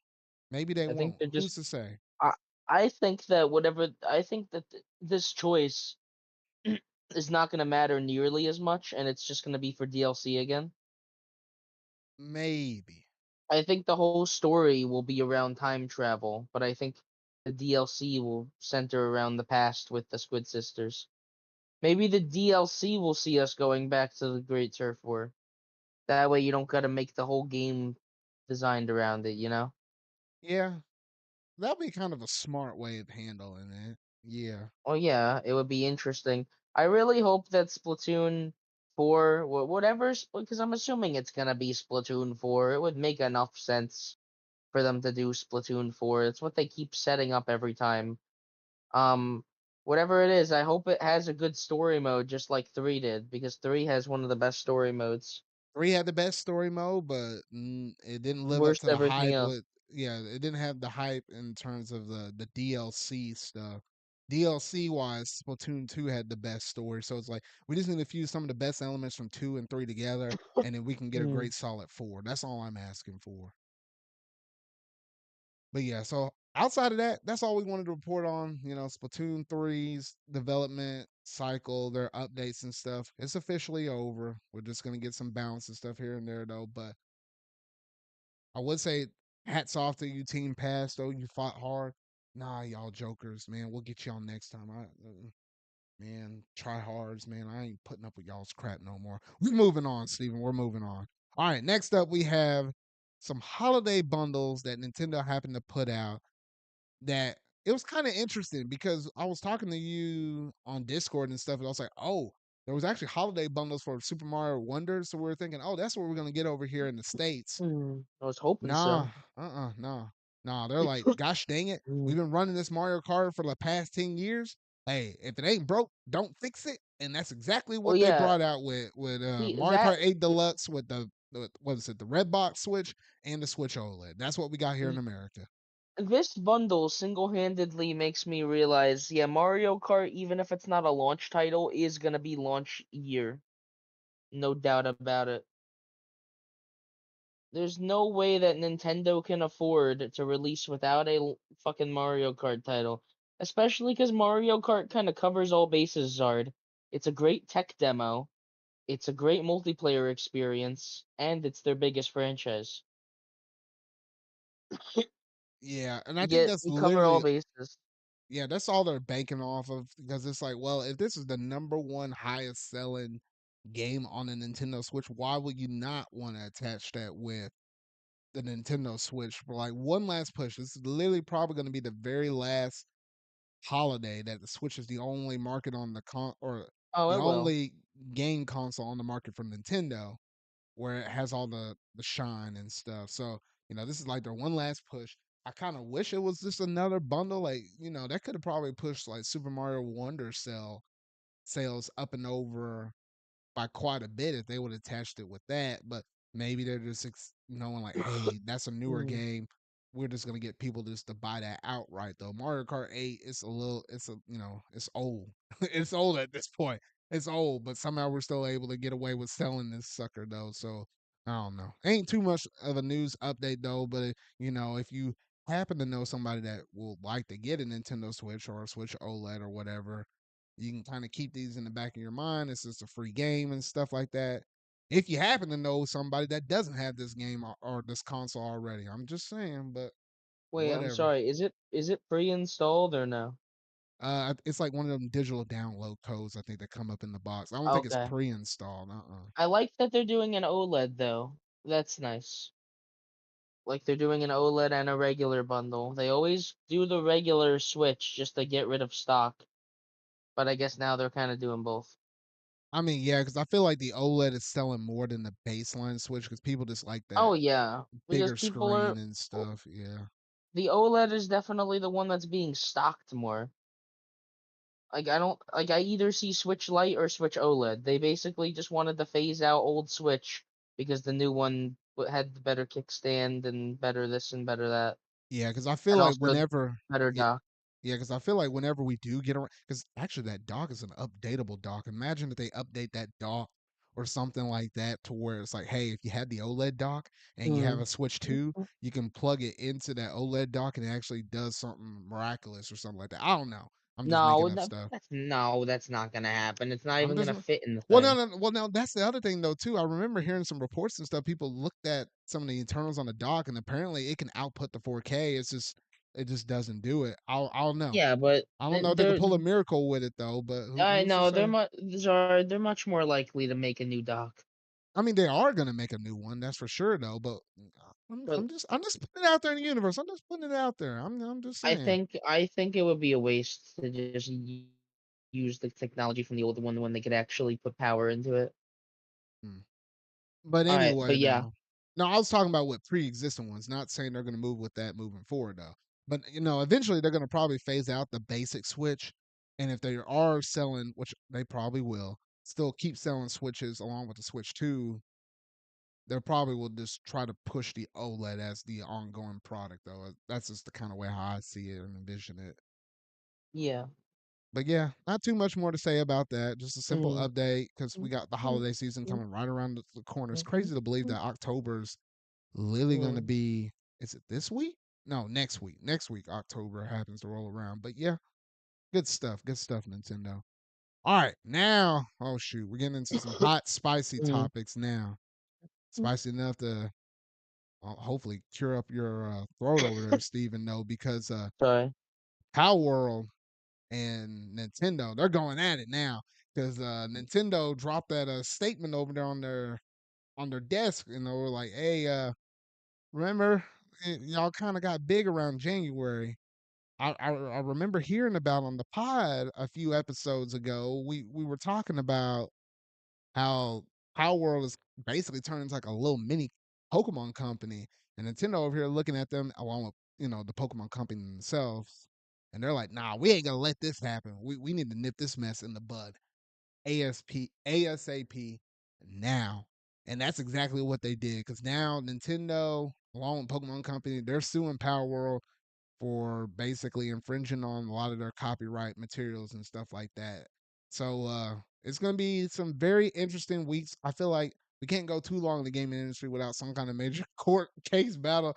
Like I remember that whole thing with Xbox and Activision and stuff. Like golly, that was a whole thing though. Now we got one with Nintendo though. Yeah. So everybody and their mom is gonna be talking about this one though because it's like at first Well, the we thought they weren't gonna sue them because we thought it was like AI generated things though. But I guess Nintendo have been doing well, some digging for the past was it six, well, seven okay. Well, months? it's not even Zord. It's not even related to the designs. That's not the reason that Power World's being sued. It's due to patents. Hey, yeah. Which I don't know if you've seen that. There's a lot of like weird patents that Nintendo owns. Which I That think did I you? seen some of those. It's like for example, I think they patent. And I think it was roughly around the time that Legends Arceus came out. Yeah, Throwing a Pokeball, the act of throwing something and catching it, like the fact that you can that's patent something like stupid. that, I was like, dang. So like, if that technically is patent, and they could use that as like proof in the court cases and stuff, it's like, yeah, Power World, you running around and throwing these things and capturing it, you can't do that mess. So now you're gonna have to come up with. So I don't know. There's be a little bit of pettiness though, but I mean, it's a way to kind of get around, especially the fact that let's be honest and call a spade a spade. A lot of these designs are just ripoffs from Pokemon and stuff. And let's say if it's being used by AI, which is their loop around, well, Nintendo's going to find a loop around basically to kind of get around that and basically seal the deal at the end of the day. Though I feel like they found a way to basically attack the Hornets' nest without Mm. getting steam. So we're going to see how well they can fend off against all those Hornets. Is literally what it's going to come down to at the end of the day, though. Nintendo and their ninjas and their lawyers, they don't play around. They don't play around. So we'll keep y'all updated with any kind of updates that transpires in the upcoming weeks. If it takes months or if it takes a gosh dang whole year, though, But like I like how Power they also came out with that statement themselves. Like you saw that statement that they put out on Twitter, right, Steven? No, I did not actually. Oh shoot, you didn't see that statement that they put out. But Just basically, summarize it. yeah, I'm gonna summarize it because it was kind of a long statement though. But essentially, they were saying, "Hey, we saw Nintendo is breathing down our backs, and we're gonna. And while we don't know exactly why they're bringing this proposal to the table, the fact that they're gonna go ahead and sue us, we're gonna investigate, do what we got to do in terms of being able to fight off their lawyers, while at the same time, this is going to take a little bit of time to be able to fight these court cases, but where it's going to take away time from game development and stuff. Because, like, for example, this Mm, game might have came to like PlayStation 5 at some See, point in the future or whatever, though, it or just expanded upon it. Because remember, that thing was in beta; it wasn't even like an official oh launch yeah, yet. I think just the act of suing them, I think Nintendo, as much as Nintendo doesn't want to admit it, this will affect PalWorld negatively, which is what they want. Like, yeah, Nintendo's quote unquote suing them because of patents. But come on, we know the real reason. It's because it actually reached Pokemon sales wise. And Nintendo wants a pot, Nintendo wants a piece of that. Nintendo doesn't want competitors to Pokemon cropping up. Yeah, and it's like if you Which, do, it's like you got to do it in a certain way. Like, yeah. for example, like what was it? So, I was about to say Digimon, but it's not yeah, Digimon. It's no. Well, that, no, the other Digimon's a one. whole No, no, completely not different not not Digimon. But franchise. I was thinking of something else. Yokai. I don't, Yokai might have I been the guess. closest thing to it, Yeah, but but it did its own completely yokai, different thing though, yeah, and yokai are like an and it did actual fall thing. off. But it did fall off the cliff, and it didn't even stay up there that long. So it's like, well, Yeah. Well, that's because it was releasing on the same console as or the same handheld as Pokemon around the same time as Pokemon. It never had a chance. At least not in the US. I think it did okay in Japan.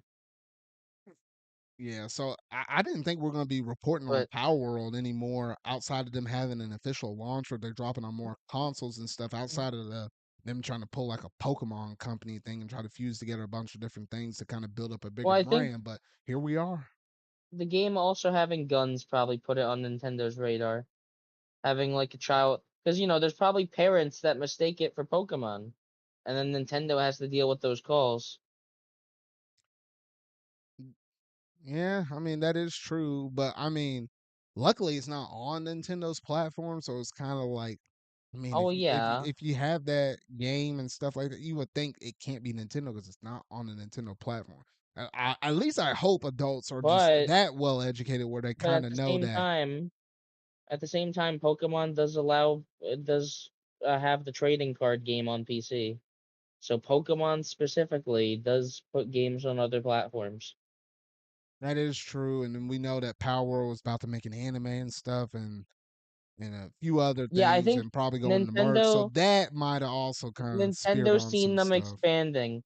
Nintendo's seen them trying to create like an empire out of this and immediately attacked, which I think is kind of funny. But at the same time, I really don't hope Nintendo wins this because competitors need to exist. Like Pokemon needs competitors because that's how Pokemon gets better. Yeah, that Pokemon, yeah, like everything needs competitors. We just talked about how the PS5 Pro was able to charge such an absurd amount because of no competition. mm, yeah, I kind of hope that something is kind of met with like a net neutrality on this thing. Because I feel like Nintendo has enough resources where they could feel like they could probably win this thing by either stalling out. This Power World is big, but it's not bigger than the Pokemon company. Like they got Well, yeah, billions and billions of dollars worth. Like they can find their way and kind of smuggle this dude down into smuggle this dude down in the court though. Like like the one of the people are gonna yell out objection or something like that, and then one highest of the grossing Nintendo me. ninjas are just gonna pull that dude down with a pillow and stuff and just silence the dude up in Yeah, there in just the remember courtroom. Zard, highest grossing media franchise in the world. Yeah, I'm telling you. Yeah, yeah, no. I know Pokemon Company was And remember, they did put out that statement when PalWorld was first um showing up on the scene back in like what was it, January, February, or whatever. And they were saying, yeah, we're gonna look up into this. And remember, this is the same Nintendo ninjas and the same group of lawyers that they have working in tandem. Where remember when Yuzu went down, which that was another thing we Yeah. reported on earlier this year, Rem though. remember They were they had in the stupid Discord calls up in that yeah. mess. I was like, They gosh, they had people undercover. Nintendo's agents fucking know where to look. Nintendo, if we can use computers and we can look at leaks, there's no reason why they can't do the exact same thing to find the source. yeah, so I feel like we can kind of keep going on and on about it though, but we're just kind of in the realm of speculate what possibly could happen though. But it's interesting to know that all this stuff has basically transpired out of all times shortly after we talk about one of our past episodes of them trying to go like as a multimedia franchise similar to Pokemon Company. And that's when Nintendo strikes. It's like we got to strike while the iron's hot. We can't let them get any more traction. And then they just came down with the hammer though. So we'll keep y'all updated. If anything happens to update with these court proceedings and stuff like that, you know, keep your eye out on the podcast. We'll keep y'all informed.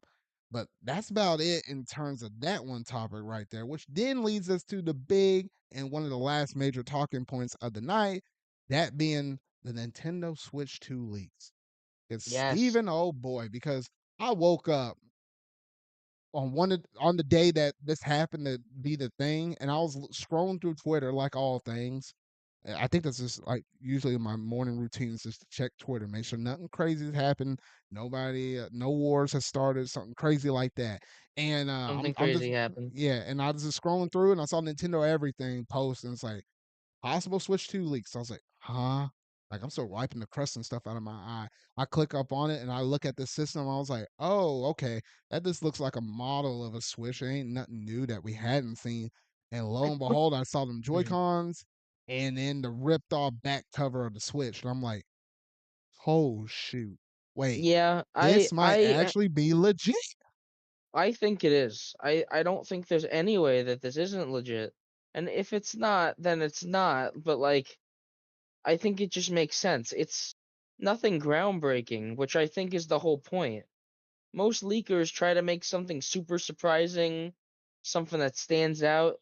This just looks like a better, improved Switch model with a USB-C on top, which I really hope is true, because that means you can charge this thing while laying it down. Hey, I'm glad they thought about that feature because like in tabletop mode, I liked it in certain situations where I could do that, but not being able to charge it in tabletop mode because the one USB-C port is on the bottom kind of killed it. Yeah. So having it on the top, like my ROG Ally and stuff like that, that's so much better. So Mhm. much better. And also, having another capture button on the right Joy-Con is a weird decision. Unless it's either another capture button or it's just a similarly shaped button that does something else. Because like it's on the right Joy-Con and it's the same shape as the capture button. You would think if they're adding a capture button to the right Joy-Con that they'd also add a home button to the left, but no. Mm. And then besides that, there's a bunch of small little changes, but I like how it looks. And then the Joy-Cons are magnetic and slightly rounder. I don't know if you noticed that. The Joy-Cons shape-wise are a little rounder, Oh yeah, and I did notice that, which maybe that which kind of I plays into don't play with, for example, the screen is going to be like 8 inches or yeah, roughly I around that actually size. kind of don't like the new change to the Joy-Cons because those things were already uncomfortable. Mm. Well, the fact that Now the it's Joy-Cons are gonna be bigger because the screen's gonna be bigger, that might help out a little bit. maybe, but like it's still not gonna have any grip on the back. I'm mm, okay, well, Like you're that still aspect, yeah. I mean, yeah, like what I personally just think playing in handheld just is uncomfortable because of that. But back to the positive. It looks like a Switch and it has a game card slot. This thing has backwards compatibility and there's no way it doesn't. I mean, honestly, it should, because I mean, if it It didn't, should, that'd be a but major until miss. until we get confirmation, it's the fucking biggest mystery because Nintendo is always so weird. Nintendo will make all the good decisions and then make one really bad one. I like how you're still worrying about this mess. But And because I because I just don't. much as it's a little different with home consoles, all their portable consoles or has some kind of feature of it being portable always have backwards compatibility. I guess Game you're Boy right. Color to the Game Boy, or GBA to the Game Boy Color slash Game Boy, DS to the GBA, 3DS to Yeah, the I'll DS. I I'll mean, stop worrying for now. But oh my god, fucking please. Um, what do you think of everything? Oh, before I move on, I was just gonna say the magnetic connections of the controllers is apparently gonna be more secure, is what leaks are saying. and that's the interesting Like, thing too when we looked at those pictures with the magnetic Joy Cons. Remember, that was in the rumor mill way before this leak has ever happened, where oh people were yeah, talking about magnetic stuff, and then we're starting to see it within these pictures, and we're like, oh, well two and two because is starting to get the add exce- together. because accessories had to be made. They had to tell consumers so consumers could make accessories for those. And that's the other Is thing my too, guess. because like remember when Nintendo released out of nowhere the Joy-Con charging station thing, which they never did for the whole life of Oh the Switch, yeah, and then announced it like what could be the very last year of the Nintendo Switch being a thing.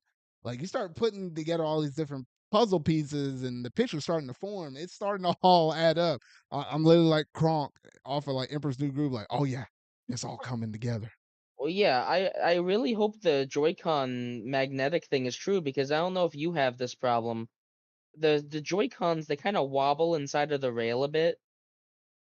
Yes, I had that issue. I And I think fucking hate it. it's like one of my pair of Joy-Cons. I think it might be like I don't know if it's the blue pair or the gray pair, but it's one of them, and it's like the right Joy-Con. It's like they wobble just a little bit, like especially like if you're laying on your bed or your couch or something like that. You're playing the Switch in Yeah, handheld it mode, feels which I so did that. uncomfortable. Yeah, I did that a couple of times. I think even when I was going through and playing recently, Emio the Smiling Man, especially with visual novel games like that, or like my Ace Attorney games when I was going through and playing like Ace Attorney 6 and stuff, or I think even the fifth one. You be playing that sucker and have that switch held at different angles, and that stuff starts to wobble a little bit. It's a little annoying. In which my brother has a Switch Lite, and I hate how small the thing is. The form factor is a solid build. I do prefer that in terms of playing it in handheld mode, just the way how it Oh, feels, definitely. versus Yeah, our standard Switch and stuff like that. So it I'm is like, very ugh. nice for handheld. That's why I honestly considered buying that gold Zelda Switch Lite, but then I stopped myself. I mean, yeah, because that'll be money that you can put towards the Switch too. So I mean, Yeah. literally could be like half the value's worth of it Oh though. yeah, that's another thing. Value and specs. Oh yeah. So in terms I of yeah, yeah. I'll in let terms of you I'll those let you say the specs. specs. Okay, let me pull it up. Yeah. So in terms of those specs, we did manage to see up on there because it's interesting the fact that we got like that back plate for it, which kind of detailed out quite a bit of specs. I'm not necessarily like one of the biggest tech heads out here though, but I do know enough to at least know some of the basic stuff. Like for example, one of the things that was discovered is it has HDMI 2.1. With HDMI 2.1, you're actually able to do 4K stuff because that's the HDMI 2.1. It's the same HDMI cable and support and stuff that the PS5 currently has right now. So that will line up with all the rumors and stuff we heard about the Switch possibly being able to output towards 4K. While it might not be like a native 4K, they use like a lot of different modern technology with NVIDIA and stuff, with AI upscaling and stuff. Where yes, you're actually able to output a 4K output to your televisions and stuff. So that would be great. And then also in terms of power, it's roughly placing it between a PS4 Pro and an Xbox Series S. In which case, jumping from that from where the Switch is currently at right now, a great massive jump. I think if you can just manage to get 4K just to show up in dock mode and you get like a solid 1080, which I think at that point you probably would have in handheld mode, maybe 1080p instead of like what's the 720p you have on the baseline Yeah. Switch. If you're And able to come out 12 with those 2 things, I'm solid. I don't need much more than that. and the rumors say 12 gigabytes of RAM, which my computer has 16. So Which like it's pretty good. and that's much better than the 4 gigabytes RAM that the base Switch has already. So Oh yeah. you're tripling the RAM, which I think that's some of the reasons why we don't get as many third party games on the Switch. Is because having Oh, 4 gigabytes definitely. of RAM that's pretty limiting. Well, yeah, because PS4 and Xbox One still get plenty of multi-plat ports. Then again, their user bases are really big, so I mean, Well, that's yeah, that's but part at of the the same reason. time, Switch's user base is bigger.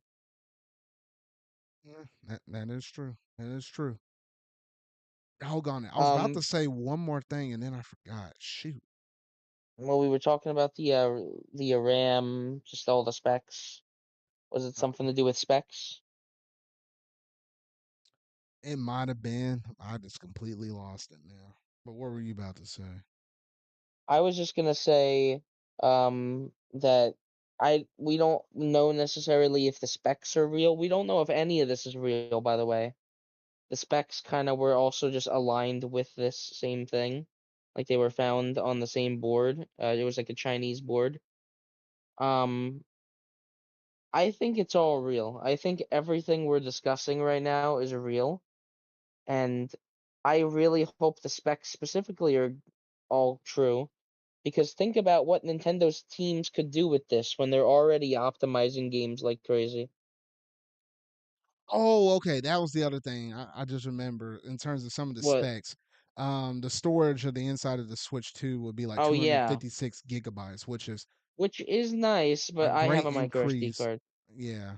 Which I mean, hey, I do like the extra space. I mean, that's just extra space to put with your micro SD card. Which, if it's backwards compatible, yes, it should still support micro SD card games for like baseline Switch. But we don't know exactly what the form factor that would be for Switch 2 games. Because let's say if it requires an SSD related device or something, like we don't know exactly how the storage will all play out for Switch 2 games, but at least for Switch 1 games, that does help out.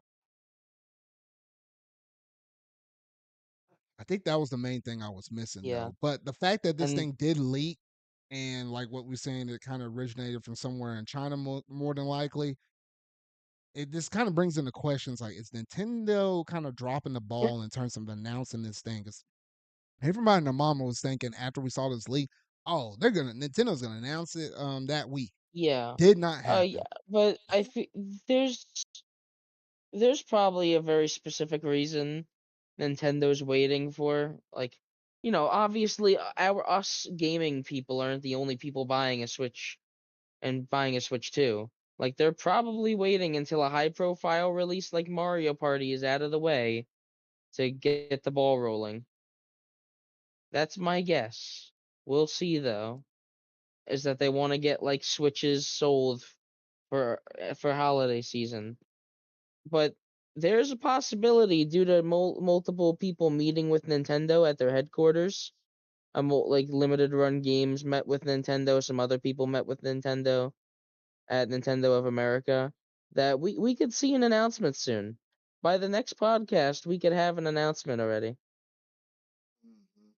I think it's more likely than you'd think.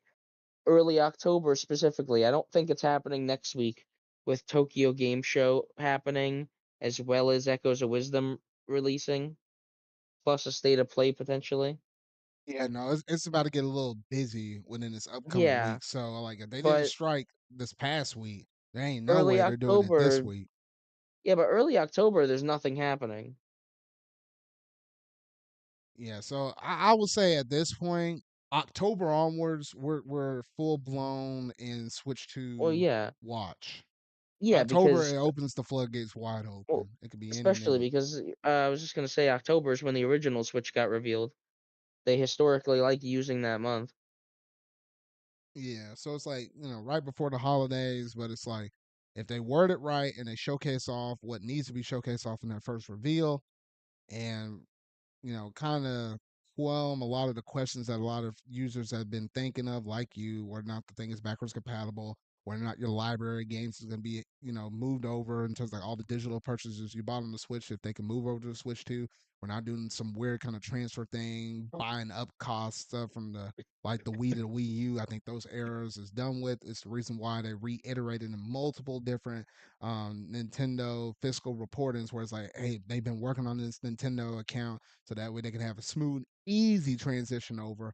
I know Furukawa was a Yeah. businessman. He's been taking notes from PlayStation, Xbox, at least what they've been doing correct. Obviously, kind of dodging stuff, a lot of the mishaps that a lot of those companies have had Yeah. in terms of making this transition as smooth as possible. We don't need anything from like a Wii to a Wii U. Yeah. We need what we need is an NES to an SNES. Quite literally. A DS to a 3DS. In terms of the quality and stuff, we're not talking about sales figures because in both those Why scenarios you give and they actually went down. But oh, all things well, considered, 3DS yes, still did extremely well at it the did end. good. It didn't do as Yeah. good as the DS though. Well, yeah, but we'll see. And then last thing, honestly, what do you think it's gonna be named? Do you think it's just gonna be named Switch 2? I at this point, from everything we've seen of it, I think Switch 2 is a lot more likely than Super Switch or whatever I people think are they're gonna saying keep nowadays. it as simple. People underestimate how much of a businessman Furukawa is. Like, it's not gonna come to no shock or no surprise when we pop up that thing, and it's literally gonna be like a Switch Two kind of logo graphic where to snap in and get pulled in like a magnet, and then a two just Yeah, kind of gets swooshed up in there to the side. I do not think that they're gonna call it anything else crazy. I mean, the second runner up would have been Super Switch. I thought that would have been kind of cool. But I think they're gonna take a page out of the PlayStation book and say, look, if we're gonna keep this hybrid aspect moving on in the future, while yes, it doesn't seem very Nintendo-esque in terms of like, things like the off the wall ideas that they normally done in the past, like 64 having three different palms, introducing, the fact that you have 3D gaming now. The GameCube, yeah, while yes, it was a console, it was technically portable as well because you can hold it by the handle. Wii was very innovative at the time because that introduced motion control and stuff like that. Wii U took it a little step further, but also two steps back. But the fact that you can actually introduce like a whole nother gamepad element, and you look at the handheld lines as well, though. Like 3DS was able to take capture pictures and stuff like that, but the DS was actually able to implement Nintendo Wi-Fi connection for the first time ever, like trading Pokemon and stuff over Wi-Fi connection and having dual screens, which technically had a touchscreen before even smartphones have it. Like, yes, Nintendo is a very innovative company though, but I feel like they struck lightning with the Switch 2 aspect with it being a hybrid system. They're just gonna make it as smooth and as easy as possible. I hope so. I really, really hope so. Ooh. But yeah, outside of that, I'm about talked out on Switch 2. I think by the time our next episode drops, which I'm just kind of looking at the calendar right now, yeah, no, I don't think the Switch 2 will be revealed by then. You could probably hold me to it on that one though. But I think early October is the time. I think the time for September has passed. yeah, September has passed. All eyes kind of look towards October and onward. And I'll dare say this: if it doesn't get announced and revealed in October, dude, there's no good reason for them to talk about this thing in November and confuse shoppers. So then at that point, you'd be looking at late December, if And not then there's January at that point. So really, if it and doesn't then happen in October, shoot, you better be ready to wait another month or two. yeah, and then there's also the really good question of what the fuck is happening over at Pokemon Company and how the hell has Legends ZA actually had a good development schedule? Because it's a good question. You know, Zard, Legends Arceus came out in 2022.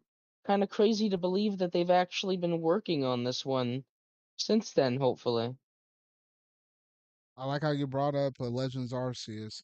I have heard a little word, a little birdie on the street. We might just tack this up to the state of play rumor thing being rumored to happen this week.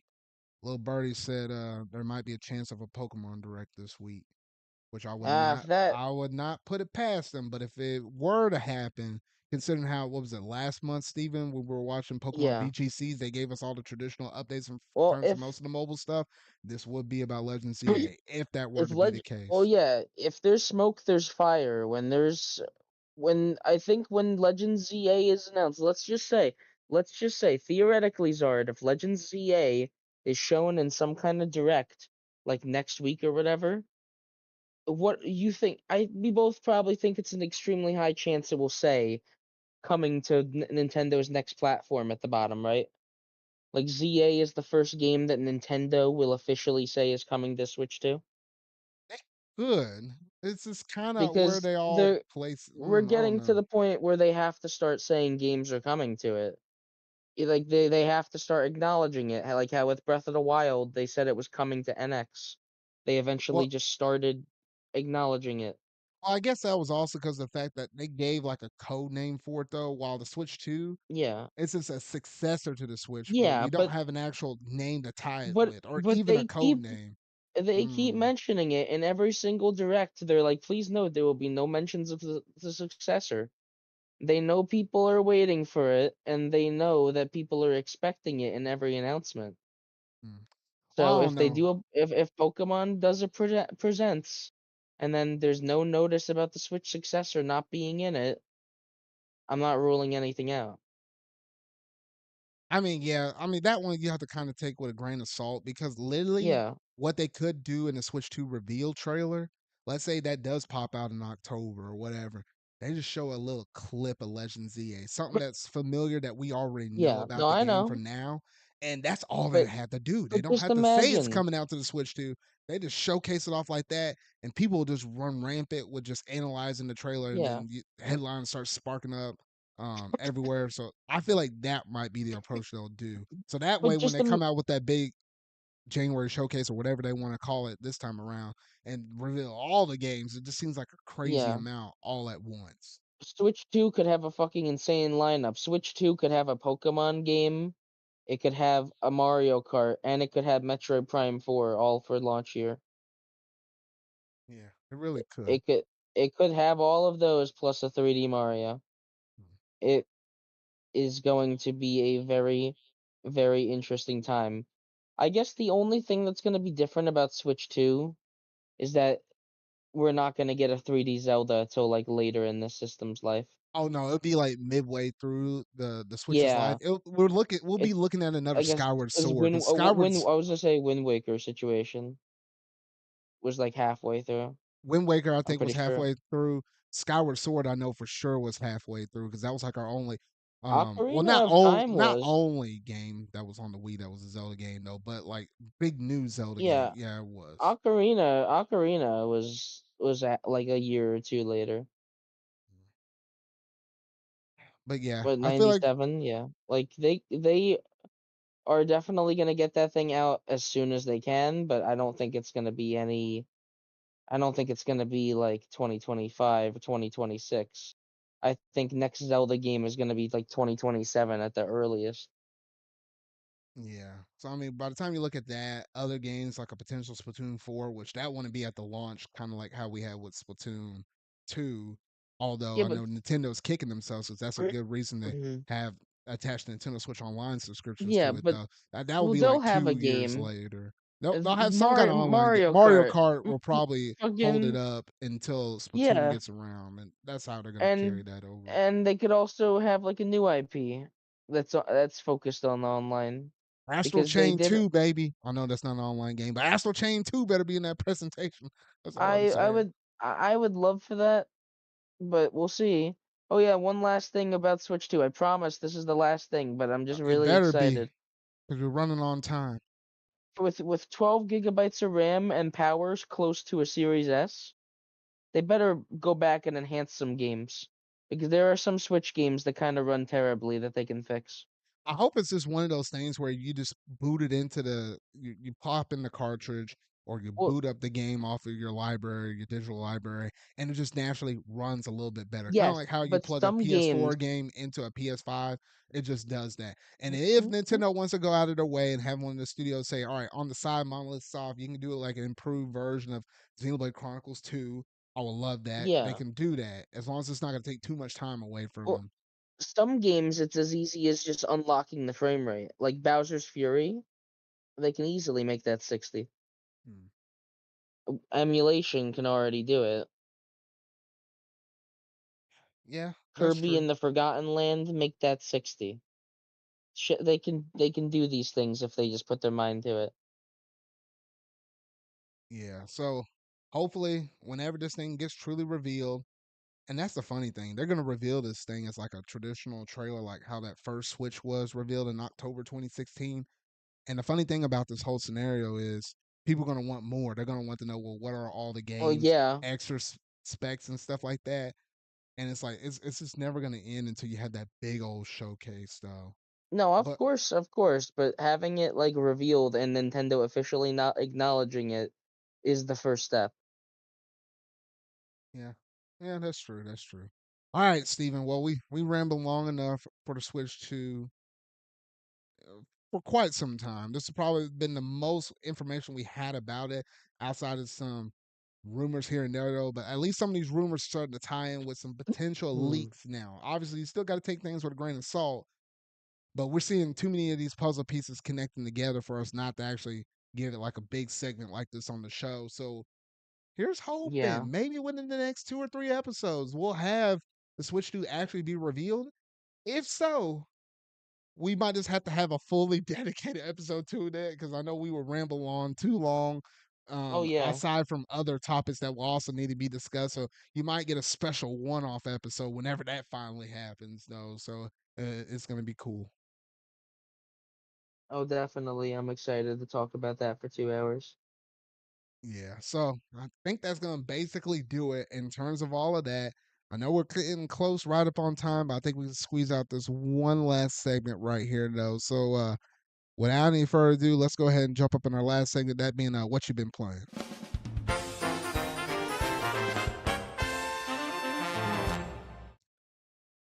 All right, Steven. So lately, I, I've been just going through and playing through all the games I've been currently been getting throughout the whole month of September. Like it's been a lot of Astrobot, Emio the Smiling Man, which with Emio the Smiling Man, I actually completed that game. I'm done with the game now. And I've been thoroughly enjoying my time with it. Even one of my other friends I know from college, he finished the game up just recently as well. So I don't know if the Mm. stars happen to align, I might have a spoilerly cast special edition thing where we talk about it because I feel like you can't really do visual novels a lot of justice unless you actually do go about the spoilers and stuff like that. Because like gameplay is pretty simple. There's not much to it though. So I don't know. I'll figure out if I can work something out like that. But I've been playing a lot of that, a little bit of Visions of Mana here and there for a couple or a few more hours because a lot of focus went to Emio for me to push and finish that game out. And a lot of Astrobot, a lot of Astrobot. I'm in like the fifth world right now. I know you Yeah. said you're already 100% at that game though, but Yes, that's where I I'm did. I currently at. platinumed it. It's a great game, and I'm glad you are enjoying it.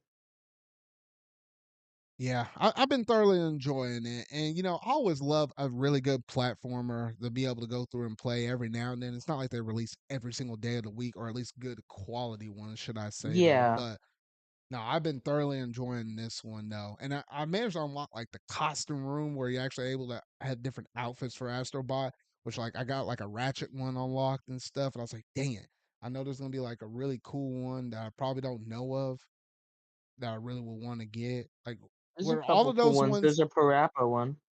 Oh, okay. So all those costumes that were up in there, they're all first party IPs. Not necessarily. There's some that are just like there's like a teddy bear outfit, an invisible outfit, a skeleton outfit. Wait, the Like there teddy are bear some. one, is that just like a general teddy bear one, or are you Yes, talking yes. about? There's just like Oh, general ones. oh, okay. But yes, there's a lot of collab ones. Okay, I was wondering because it's like if there was like a Persona anything costume, I was like, dang it, I kind of want to No. get that. Dang it, okay. Shoot. Yeah, they got him as like guest bot, so I guess he can't go around repping their swag or whatever. So, Well, yeah, I guess so. hmm. But yeah, no, I've been going through playing through those games. I hadn't made any progress on Ace Attorney investigations outside of like the first 45, almost an hour that I put into it just so I could talk about it in the last episode. But that's it. I should have had a focus. present or a focus part of the show where I was talking about Persona 3 Reload and its DLC. I have not touched it. I have not booted that up yet because I feel like going through 4 different games at one time is already bad enough. Now I finally got it down to 3, so I could start it up. But I'm gonna see if I could also knock out Astrobot as well because I know not Visions. I know we're gonna have Echoes of Wisdom drop out this week on Thursday, Yeah, so I had to you're clear out close. some room. So I'm gonna try to get Astrobot knocked out this week, so Yeah. that way Echoes of Wisdom can kind of take its spot. Well, yeah, that's kind of what I did with what was the game? There was a game that came out right before Astrobot that I cleared out. I don't know, but yeah, Astrobot I beat. I'm planning on going back to Dragon Quest 11 and working on that in between Echoes of Wisdom. Yeah, that's good. I And I just need to push hard in Visions of Mana because I feel like I'm a little over the halfway point, and I just gotta push. So I'm gonna try to push that and Astrobot as hard as I can for these next I few guess, days. But yeah, outside of that, was that mostly all you were playing? Was Astrobot, and yeah, then now you're going back to Dragon Quest 11? yeah, really, that's about it, really. Okay, okay. I No, not didn't really play anything while I was sick. yeah. That was kind of odd. I was so busy yesterday because I went to a party and stuff after work, and then had work itself, and then stuff during the morning and stuff. And it's obviously like sports season with football and stuff. I was like, it's hard for me to actually game sometimes on a Saturday if I happen to go to work, which is kind of crazy to think about. And I hadn't played anything today either, so I went a whole weekend without playing a game. And honestly, I think it's been a long hot minute since I went a whole weekend without playing a game, unless like I had a bunch of family and stuff over though. Kind of feels a little odd though. I don't know. Feel like I got a little progress in though, but been doing some stuff on the YouTube back end as well though. So it's been a pretty productive day, at least for this Sunday though. But outside of that, that's all I've been playing, this week though. Oh, I almost forgot. And I should have mentioned this when we were talking about the PlayStation segment of the show though. But I did manage to pick up the Astrobot controller. You already know about it, but I was letting the fine people know if you're able to get your hands on the Astrobot controller, that's a fine piece of work right there. Like it has like the glossy feel up on it in the touch, and it shines just right if you had the light beaming on it though. I really do love and adore that controller though, but that should honestly be like my last PS5 dual sense I should pick up because now I have four between it, Spider-Man 2, the Starlight Blue one we were talking about earlier, and the basic white dual sense. Unless Insomniac and stuff with like a Venom game or something, like releases like a sick Venom one. But the Spider-Man 2 one already has like a Venom-ish kind of theme going on with it though. So I don't know. Hopefully I'm crossing my fingers no other controller out there does it for me with PlayStation because I don't need to get any more to be honest. But Yeah, yeah. Anything else you have to say right there, Steven, before we wrap things up? not really, honestly. Alrighty. Well, that about does it in terms of my ZardCast episode 88. Well, that was a lot of stuff to go through and discuss. I was wondering at first if we were going to be able to get through all the different topics, though, but somehow we still managed to always pull this mess out at roughly about a 2 hours time, though. So thank goodness for that until the Switch 2 actually gets officially revealed, which will run into that hurdle when we get to it. But anyway, Steven, let the fine people know where they can find you at. You can find me on Twitch dot Twitch.tv. I'm a fucking idiot. Oh my Um, goodness, man. Oh shoot. whatever. Oh, I don't Twitch. stream. I don't stream nearly enough to say that. Find me on Twitter.com. I'm still saying Twitter. Steven Jr. 1231. And you can also find me on a collab channel I do with some friends called Spaghetti Disco on YouTube. Alrighty. Well, that's gonna do it for my Zarcast episode 88. I do need to get it back to around the game streaming at some point, like what you mentioned too. Like my extras channel is just kind of sitting over there. I apologize, for the people that listen all the way to this point to the end of the podcast. Like y'all are my diehards. I know I need to, pick up the ball up on that note, but I just feel like so much stuff is going down. It's like if I stream, it's just a sporadic stream if I ever felt like it though. But that's Mm, just currently where I'm at though. But outside of that, that's gonna do it for mm, for this week's episode, though. So thank you all so much for tuning in. So if you really like this episode and you're watching this on YouTube, make sure you're going to hit that like button, go ahead and hit that subscribe button and that bell to stay up to date on all things video game related I feel like talking about and discussing. If you happen to be listening to this on one of my audio formats via like Spotify, Amazon Music, Apple Podcasts, etc., though, make sure to go ahead and hit the like buttons there.